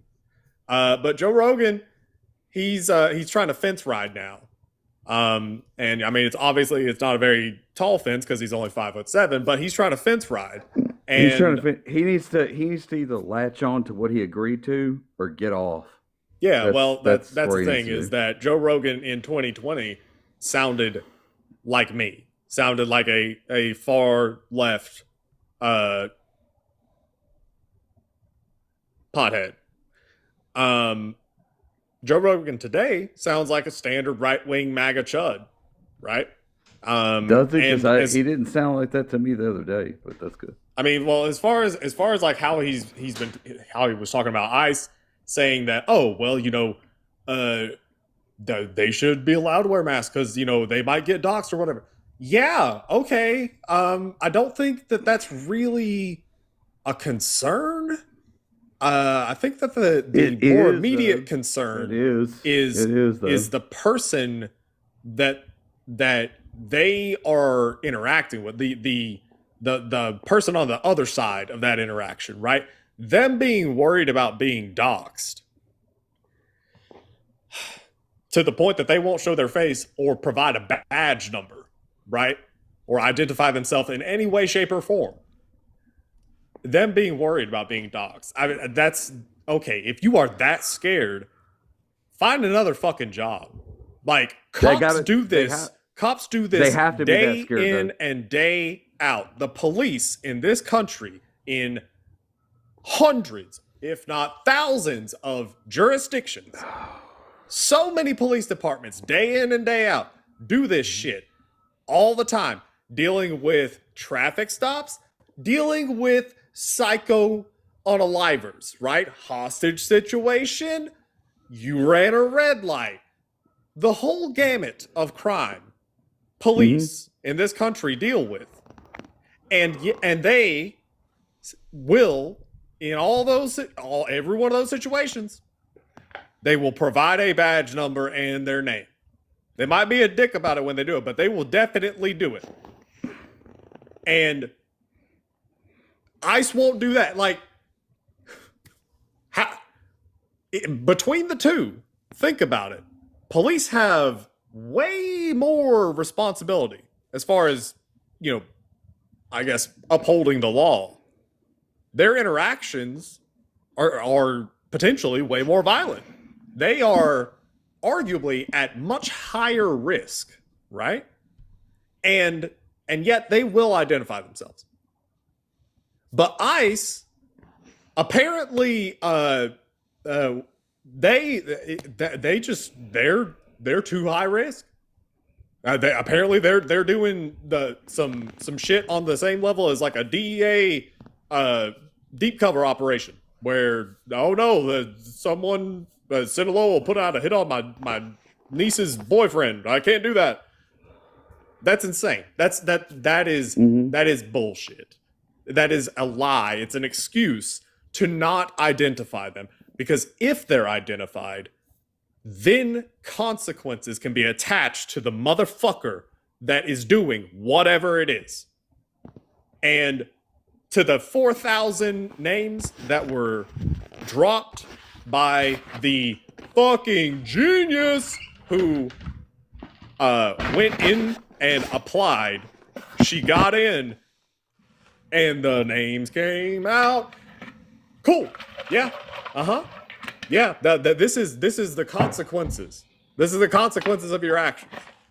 right? Like this is where we're at.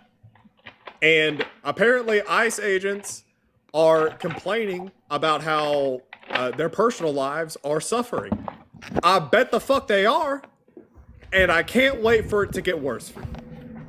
Because that is just a little taste of the sheer amount of human suffering that you have wrought on this country, on people throughout this country, even people who aren't supposed to be here. Guess what? I don't care. I don't care. Like this whole, whoa, they're not supposed to be here. Dude, that is fucking paperwork. Like, honestly, we are not talking about going after hardened criminals. That's what Donald Trump promised. That's not what he delivered, which I would have hoped that by now people would have realized this guy doesn't deliver on what he promises, and yet here we are. And people are acting surprised when the people getting deported are apparently 19-year-old seniors in high school. Was the 19-year-old senior in high school supposed to be here? If that's the question. I'm asking, was he supposed to be here? She had a removal order. Okay. And apparently that was also incorrect. Well, which is it? She had a removal order or it was incorrect? Which one is it? The court reported that it was which one is it? That's the Boston one, right? Oh wait, you want to know about the Boston? Okay, I know all about. I can tell you all about the Boston one. The Babson college student, you mean? That's the girl, right? Mm-hmm. Yeah. The girl who is flying home from Boston to Texas to go visit her fucking family for Thanksgiving. Babson college student. Mm-hmm. She had years and years ago a removal order, but that had been stayed. So no, did not have a removal order anymore. What do you mean stayed? Like it was like, I know what stayed means, but you mean like it was like, yeah, it doesn't mean anything hell anymore. Yeah, it means yeah. Okay. So she didn't have. Okay. So, they picked her up in Texas and deported her to El Salvador. Was it El Salvador? No, not El Salvador. Excuse me. It's Honduras. Honduras. Excuse me. And okay. Her family immediately before she was actually deported got a lawyer and was like, "This is wrong. She's absolutely supposed to be here." Filed a motion with the court to say, "Hey, wait a second. She's supposed to be here. Don't deport her." They ignored the court or the motion in the court order, deported her anyways. Okay? Did that. Cool. Now guess what happened? Allow me to read to you from federal court on January 13th. This is and this is here in Boston, by the way. Assistant U.S. Attorney Mark Souder, who apologized to the college student and acknowledged the court's order was violated. The government forthrightly acknowledges that it made a mistake, and this incident aside, has a record of complying with stay of removal orders issued by court. On behalf of the government, we want to sincerely apologize. Isn't that nice?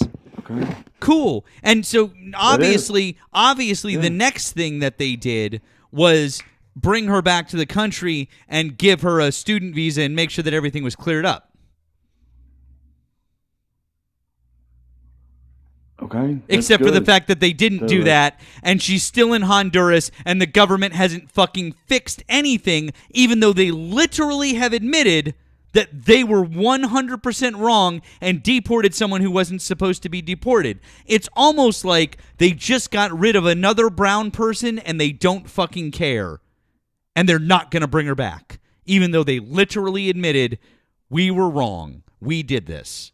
Why haven't they brought her back yet? I don't know. Exactly. I don't know either. But that's what you're saying. I mean, what you're saying is that they should have brought her back. Exactly. So the question is, if they're Jaywood, if they're deporting people in good faith, and they're supposed to be doing things the right way, why is it that when there's a mistake made and they acknowledge that there's a mistake made, they don't fix it? I actually would agree with you completely on this, and I actually kind of do, because I understand what you're saying. When I bring up evidence like this in other cases for other things not related to this, okay, I get told it's anecdotal and it doesn't mean anything. That's what I get told. But I'm sorry. Your case is not. Your case isn't. Yeah. Your case isn't, and I agree. Okay, I agree with what you're saying. Your case is not. You can okay, if you like. Again, this is a Babson College student. You are more than welcome to go ahead and you can read exactly what was said all about her. Okay, her name was Annie Lucia Lopez Beloca. I'm just saying, what you're saying. But I'm just saying, like, this is where I think you're right. I think you're right, and I think the whole thing's wrong. I think what you're saying is right. But I think the whole thing's wrong. Okay, that's good. So. I'm glad that you think that. But the point here is,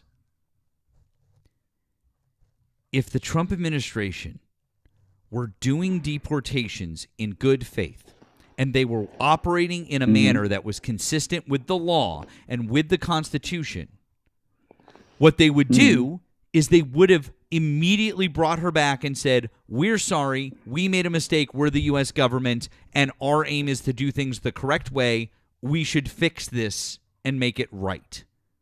Or, like when they deported Kilmer Abrego Garcia, and the Supreme Court was like, you didn't give this guy due process, and you took him out of the country, even though there was literally a court order that said don't take him out of the country, and you did it anyways, and then the government refused to go bring him back, even though they absolutely fucking could have. That kind of indicates to all of us that they don't really want to bring the people back, that they're literally doing this because they just want to get rid of the brown people. You know what I mean? I do know what you mean, and I think you actually, I think you're actually talking about me in a lot of ways. I'm not talking about you. I'm talking about our government. No, I don't mean that in a negative way. When I'm saying that, I don't mean that in a negative way. When I say that, honestly, like I don't like the race thing is real weird to me. No, it's to me, okay? Not to anybody else, because I can't speak for anybody else. It doesn't have anything to do with the way my political views or the way that I vote. It doesn't have anything to do with that. Not recognizing something doesn't mean that it doesn't have an effect. You might not recognize that it has an effect, but the history of your country means it absolutely has an effect. Sure. So how should I vote? Tell me. I got a vote coming up here in June. How should I vote that aligns with the way you want me to vote? I mean, I'll vote that way. Just tell me what to vote for. If you have the option in a national election, don't vote for Republicans right now, because the only thing that Republicans are doing is they're only supporting this, and they're allowing it to continue to happen. That would be great. Don't vote for Republicans at the moment. If you want to get back to a point where we can talk about like fiscal policy and have academic debates about whether, you know, Adam Smith is right or we should be talking about Keynesian economics and bullshit like that, great. I can't wait to get back to that point. But we're not there we're not there. We're literally talking No, about you're right. about human rights at this point, right? And so all you could do is not vote for the Republicans and vote for the Democrats. Vote for the people who are like, hey, we think that what's happening here is also bad, and we don't support it. It's not the Democrats. It's fine. It's not the Democrats? You're talking about the Democrats hold the moral hierarchy? When Is that it what we're comes saying? to ICE and making sure that ICE isn't running trying to rein them in and make sure that we don't have a Gestapo like organization running through our Sure. country. Yes, Democrats absolutely do hold the higher ground on that one. Yep. Okay. All right, that's cool.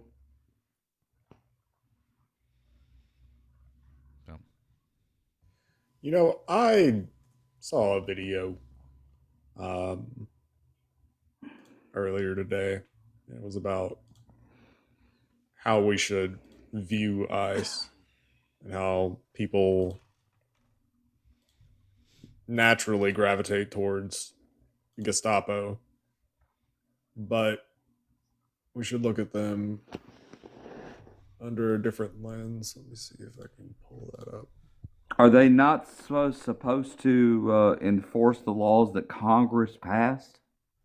Of course, they're supposed to enforce the laws. Sure.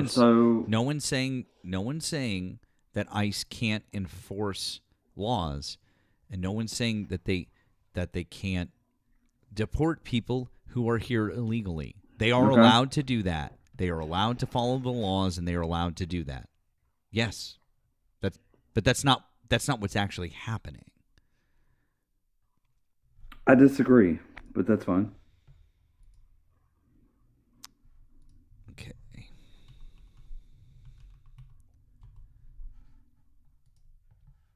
And I appreciate you letting me up here to talk. So, thank you.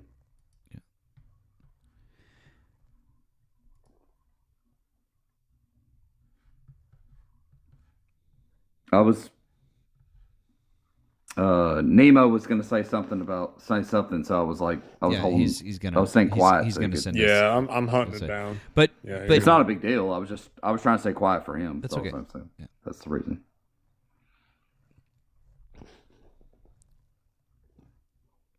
It's interesting, Matt. Hmm. Somebody who's a bit obsessed with me in the comments said, "Oh, you're from another country. I don't imagine you'd understand how this works." And my response was, "No, you're right. I'm in a country where we still have due process. So yeah, maybe you're right. Maybe I don't understand." With respect, what country are you in? Just A country that still has due process, which is I like was just asking. the rest okay, of the but Western world. what country were you in? I was just asking what country you were in. I wasn't trying to be disrespectful. Can you hear my voice? I mean, you could probably make a pretty good Well, I mean, educated guess. Okay. So now I got. That's fine. That's fine. That's fine. So it's so you're British. Ding ding ding ding Or- ding. Okay. I mean, look, hey, I try not to prejudge people. So I was like, you're British, I you're don't- I Australian. don't- I just. Sorry, know, do you so I was think I asking. feel judged by you identifying the country that I'm from? That's a No, weird if you proposition. don't feel judged by that, then I want to shake your hand. Because that means you're an actual honest person and you don't give a shit about feelings. So yeah, that's good. Okay. Oh, sorry. You've clearly never met a British person before. None of us give a shit about feelings. We have them surgically removed at birth. I don't know if you've ever met us. It's not what I mean. Hold It's on. Just one. I think the host knows what I mean. I was trying to be respectful. Just Those. one quick second. We need to read off. Thank you to Betty for the super chat on the tube. It says caller says bootlicking is non-interference. Thank you, Betty. Appreciate that. And Hawk, I see you down in the comments. Just hang tight for me. I don't want to overload things up here because we've already got 3 of us up here. But I do see. I'm not trying to ignore you, friend. I just don't want to overload things at the moment. Okay, so, but I see you down there. There's some. You have to be careful with the type of rubber when you bootlick. Some rubber tastes bad, some rubber tastes good. So I just sent the video to you. Got it. Thank you. I don't know. I'm more careful about the fact of whether it's carcinogenic or not. So I just don't lick them in the first place. can you get on X right now? Can you get on X/Twitter? Yes. Okay. Yeah. I'm not even trying to make a point. I'm just asking. Okay. By the way, Okay. this because they were talking about outlawing that. So that's the reason I was saying that. Okay. Okay. Oh, you talking about in the UK? Where you told me you were from. Oh no, the reason they were talking about outlawing it is because X is allowing people to make CSAM. And they don't want people to make explicit AI images of children. Now, if you're okay with a platform allowing people to make explicit, inappropriate images of children, then that's a you problem. Yeah, it's a me problem. So you can just go ahead with it. It's fine. It's a me problem. Okay. Anyways, this creator is Ashley the Baroness. Just so you guys know, Ashley the THE Baroness.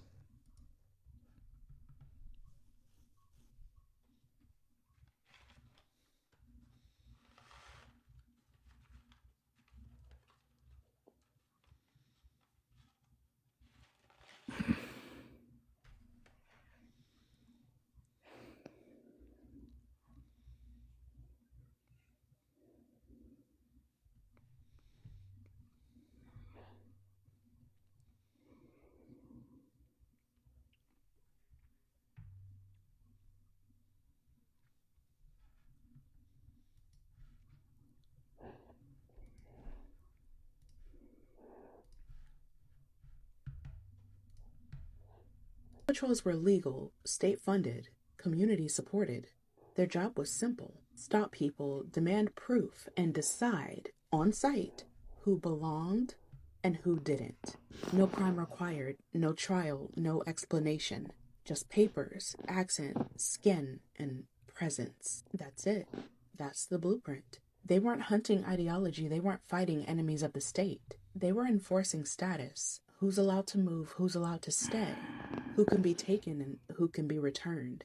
And here's the part people really don't want to sit with. Slave patrols are the history that a lot of white families don't talk about, because it's not abstract, it's not distant, and it doesn't end with, and the bad guys lost. It sounds like something someone's great-great-grandfather may have done on a Tuesday afternoon.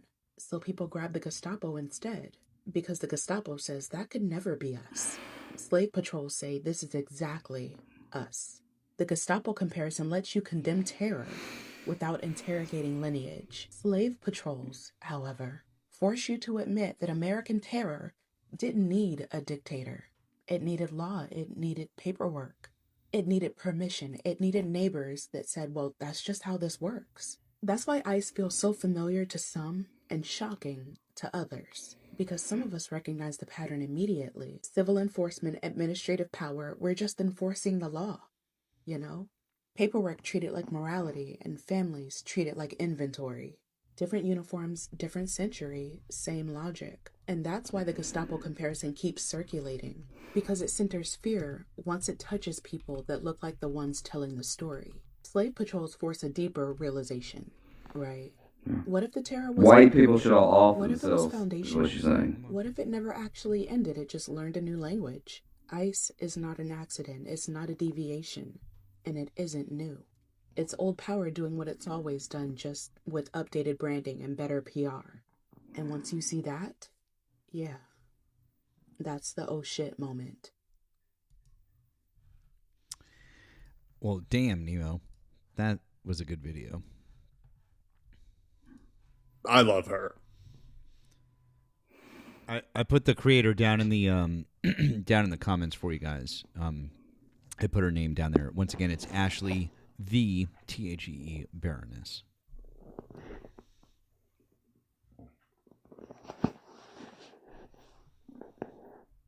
What were we supposed to learn from that?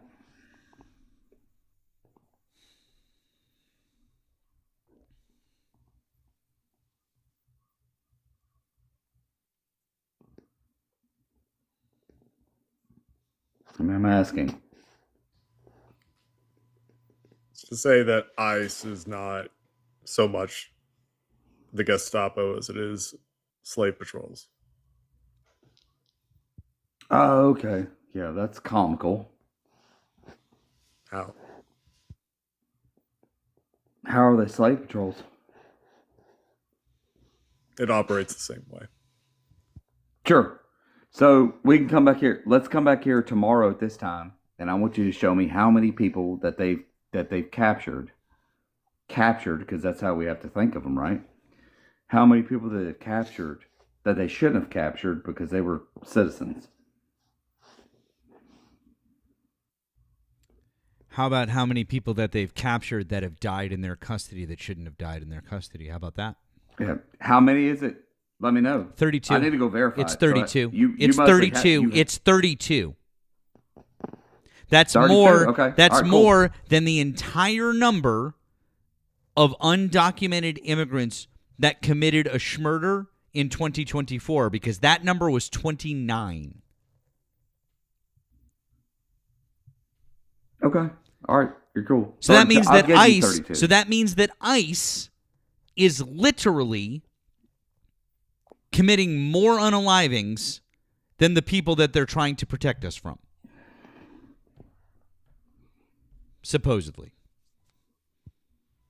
Right. There's also, I think that the number is 1,400 that are missing.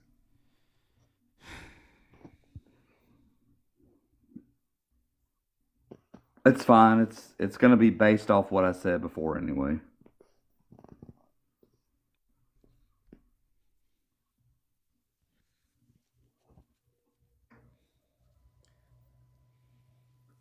I mean, I just, what are we gaining from this? What are we getting from ICE? Is that what you're asking? Yeah, what we're currently going through right now.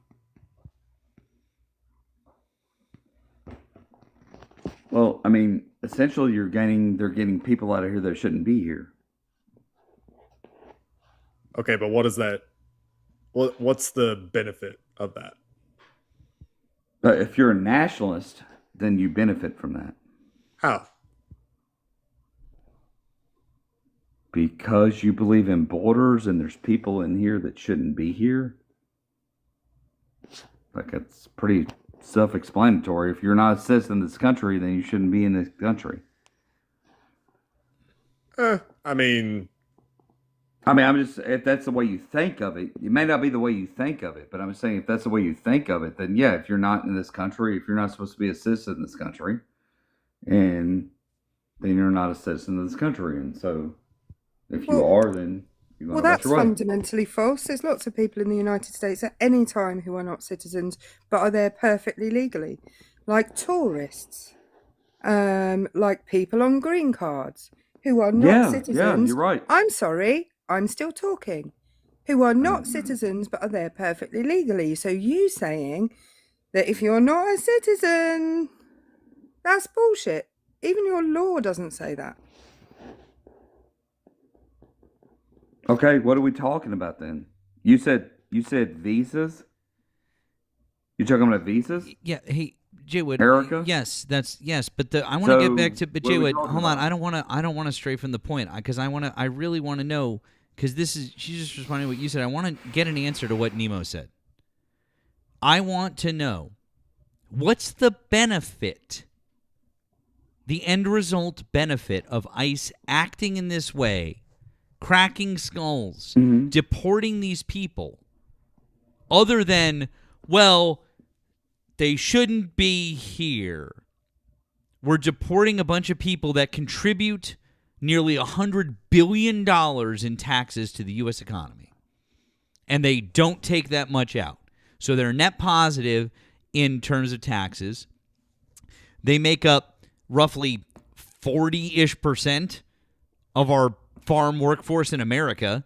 and like 30% of the dairy and meat industry in America. Sure. So they're literally like keeping us fed, right?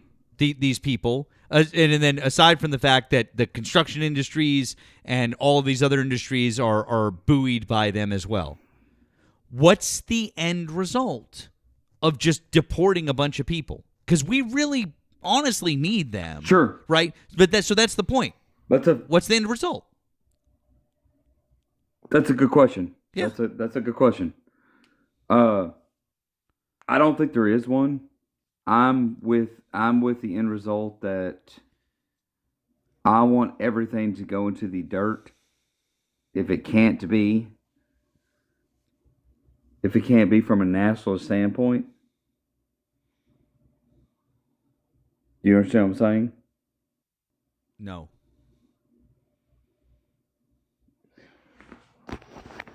Okay. Can you explain it in a different way?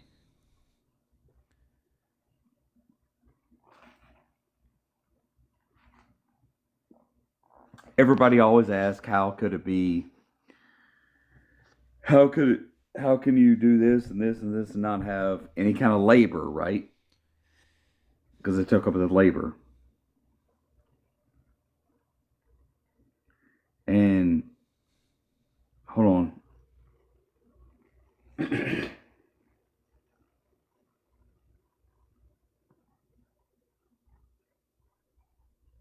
All right, I'm back. I'm sorry. Had to clear my throat. Okay.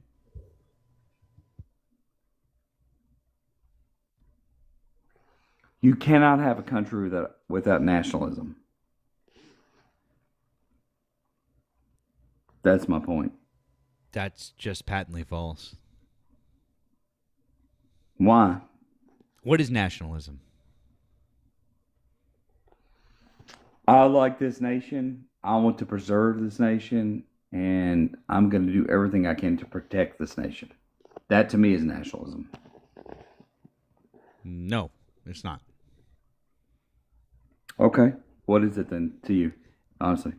The definition of nationalism literally means putting your country above all else at the expense of everyone else and everything else. Okay. So is that what you believe? That we're those people, that the America should be the country that says, fuck you to the rest of the world, and we only care about ourselves? No. Cool. That's nationalism. You're describing like patriotism on steroids. Yes. Yeah, that's just patriotism. Like, you like America, you want America to succeed. You're rooting for America. I'm rooting for America to succeed too. Not looking too good, but I'm rooting for it. But Why? that's not nationalism. Nationalism literally means the best news I've ever heard is us getting away from NATO. That's the best news I've ever heard. Dude, and us from telling Canada to go fuck themselves. I mean, like that's isolationism at that point. Like that's It is, but it's not, because remember I was a part of the Greenland deal in the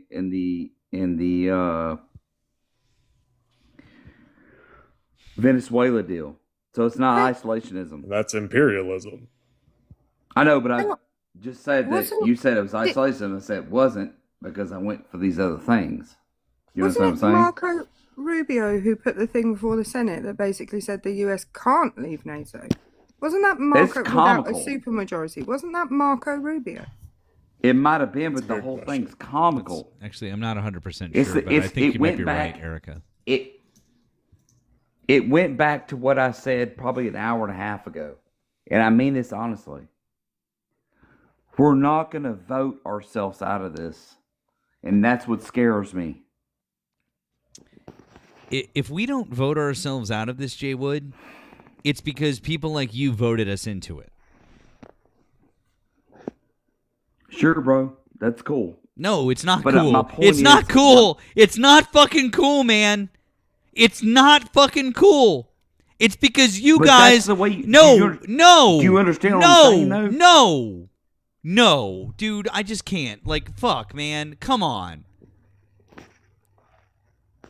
No. Just no. Leaving NATO would be a terrible fucking idea. Going after all of our fucking allies is a terrible fucking idea. Destroying trade relationships that we've had for fucking decades is a terrible fucking idea. Going after undocumented immigrants who literally bear the brunt of our economy on their backs and make our lives better for no fucking reason is a terrible fucking idea. Yeah, I care about Americans. I don't care about them. If you care about Americans, then you should want them here. They do nothing but make our lives better. I don't. You don't what? You don't what? Because you don't understand. I don't care about them. Good. If you don't care about them, then you don't understand what they do and how they contribute to our economy. Right. Good. So then you've literally just admitted to 1,200 people that you don't understand how our economy works. Then let's just say that's great and let's go on about it. That's not great. It's bad because you're the reason that our economy is going to go to shit. You're the reason. You're not convicted. You're not convicted in your feelings. Otherwise, you would just move on from them. See, I am. So I'm comforted in my feelings. No. See, this is fun. You've deluded yourself, Jay Wood. See, no. You're not comfortable in your feelings. No. You're not fine with your feelings. Nope. You've deluded yourself into thinking that everything is okay, and it's fucking not. I don't know, bro. I'm going to go lay down here in a bit. Good. I'm going to feel real good about where I am. Go, Mr. White Guy in Louisiana with whatever, you got your steel job and whatever. Good. Until, of course... Until, of course, one day it affects you. Or someone that you know. Or someone that you like, or whatever the fuck it is. Then maybe that day, you'll fucking care. And then it won't be, I'm over it, it's fine, I don't care, it's fine, I'm fine with it. I care about my fellow American citizens. I care about human rights. I care about the rights of my daughter. I'm really upset that she's going to have less rights than the women that came before her in this country. I care about the people of color that are being harassed on the streets for no reason. I care about the American citizens that are being harassed for no reason. And you know what? Selfishly, I very fucking much care about our economy. As someone who owns a business. Name one I right care. Your daughter had. Shut the fuck up while I'm talking. I selfishly care about the economy in this country. And so, yeah, I want those people who have kept working in this country under the table and undocumented, those people, we need them to keep working here. We cannot deport all of them. This is a terrible fucking idea. Reagan knew it, and Bush knew it, and then Clinton knew it, and Bush knew it, and Obama knew it, and Biden knew it, but Trump is a racist piece of shit with racists around him who don't like fucking brown people, and that's why they're deporting them. Do you understand? Men. If you say anything else, what? Babies. What's that? What?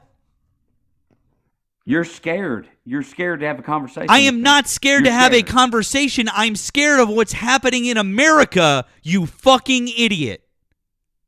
I've been having a conversation with you right now for an hour and a fucking half. Yes, I have. And you've been saying the stupidest fucking shit that I've heard, which you've been trying to couch in the, I'm just trying to ask questions, I'm just trying to learn, when literally all that you're saying is, I don't give a flying fuck about my fucking fellow American citizens. I don't fucking care if their rights are eroded. I'll open the door without a warrant. I don't fucking care. I don't care. Let the law enforcement just walk right the fuck all over me. Here's your fucking boot. Here's your fucking boot. Why don't you go eat this fucking boot? This is all that you want. That's what you want. Eat your fucking boot. Go. Go with the rest of your fucking white supremacists and white nationalists. You want to be a nationalist? Great. They're all over the fucking White House right now. Go with them. Because you don't care about anybody else, and you don't care about America, and you don't care about the Constitution, and you don't care about your fucking citizens who are right fucking next to you. Don't come back to our fucking live.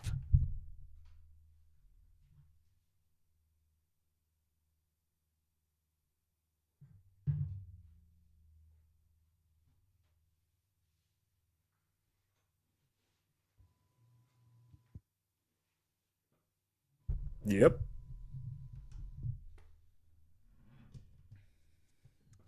Apologize for those of you who are wearing headphones. Apologize. That's my So I always try to read, like I build up these little notebooks of quotes that I really like from important people. So patriotism versus nationalism. This is from the book On Tyranny.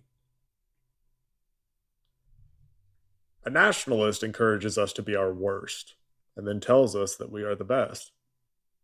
A patriot wants the nation to live up to its ideals, which means asking us to be our best selves. Patriot has universal values, standards by which he judges his nation, always wishing it well and wishing that it would do better. A nationalist says, it can't happen here, which is the first step towards disaster. A patriot says, it could happen here, and we have to stop it. And then the LBJ quote that just keeps on giving. If you can convince the lowest white man he's better than the best black man, he won't notice you're picking his pocket. Hell, give him somebody to look down on and he'll empty his pockets for you. And finally, the GOAT, FDR. Remember always that all of us are descended from immigrants and revolutionists.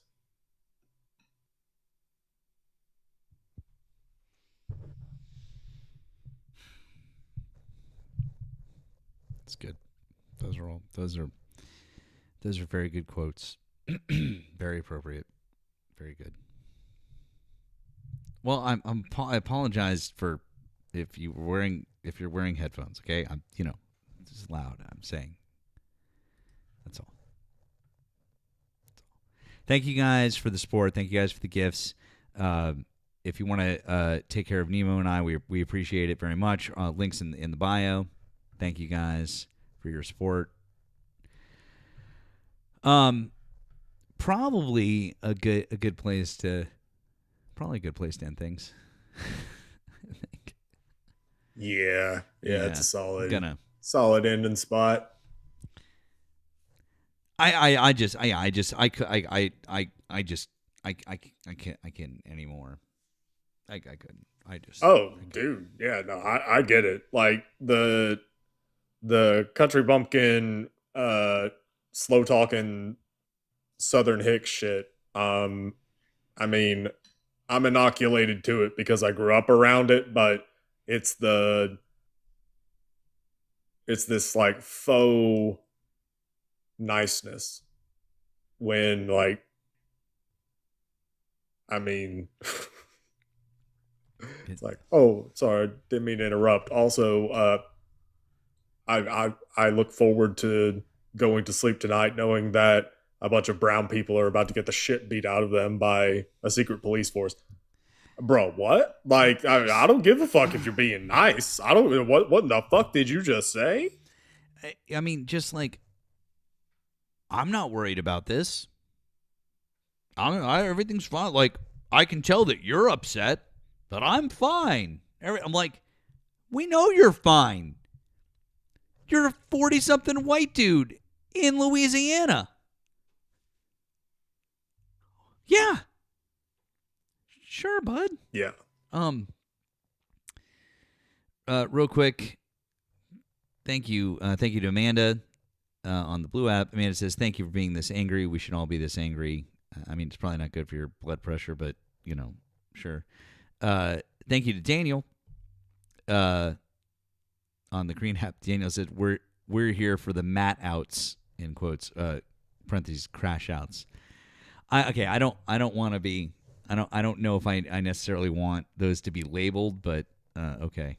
I don't know if that's a good thing. But okay. Sure. Nemo, do you have any last ones to go? Yes. 1 second. Oh, and thank you. Lindsay. Real quick, one more. Thank you on the tube. Thank you, Devil Doll, for the super chat. Said, well said. Thank you. All right, now I'm good. Lindsay, thank you for the Blue app. You said, keep up the good work from your friends at the DNC. Oh, they're finally sending me my back pay. About time. I got one of those earlier before you joined. I got one of those too. DNC. Making it rain. All right. Appreciate you guys. Thank you for being here. I'll see you guys tomorrow afternoon. Please make sure that you've followed myself and Nemo and our backup accounts. Please make sure that you've considered joining up with Nemo's Discord. We really like the Discord. There's so many great fun live chats, lots of great resources. It's a lot of fun.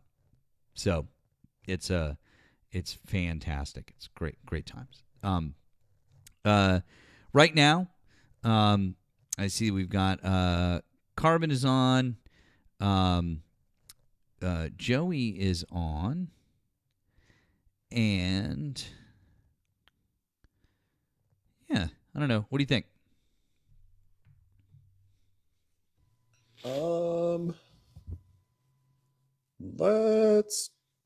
Let's see. Yeah, let's raid Carbon. Carbon it is. That's going to be that is going to be Carbon Says. Wait, is it Carbon Says or Carbon Speaks? Hold on. I just forget. I think it's Carbon Says. I think it's Carbon Says. Yeah. That's what it is. It is. Yeah, Carbon Says. I'm going to pop that into the I'll pop that in the chat real quick for you guys. Thank you guys once again. Really appreciate you guys being here. Here every Monday to Thursday.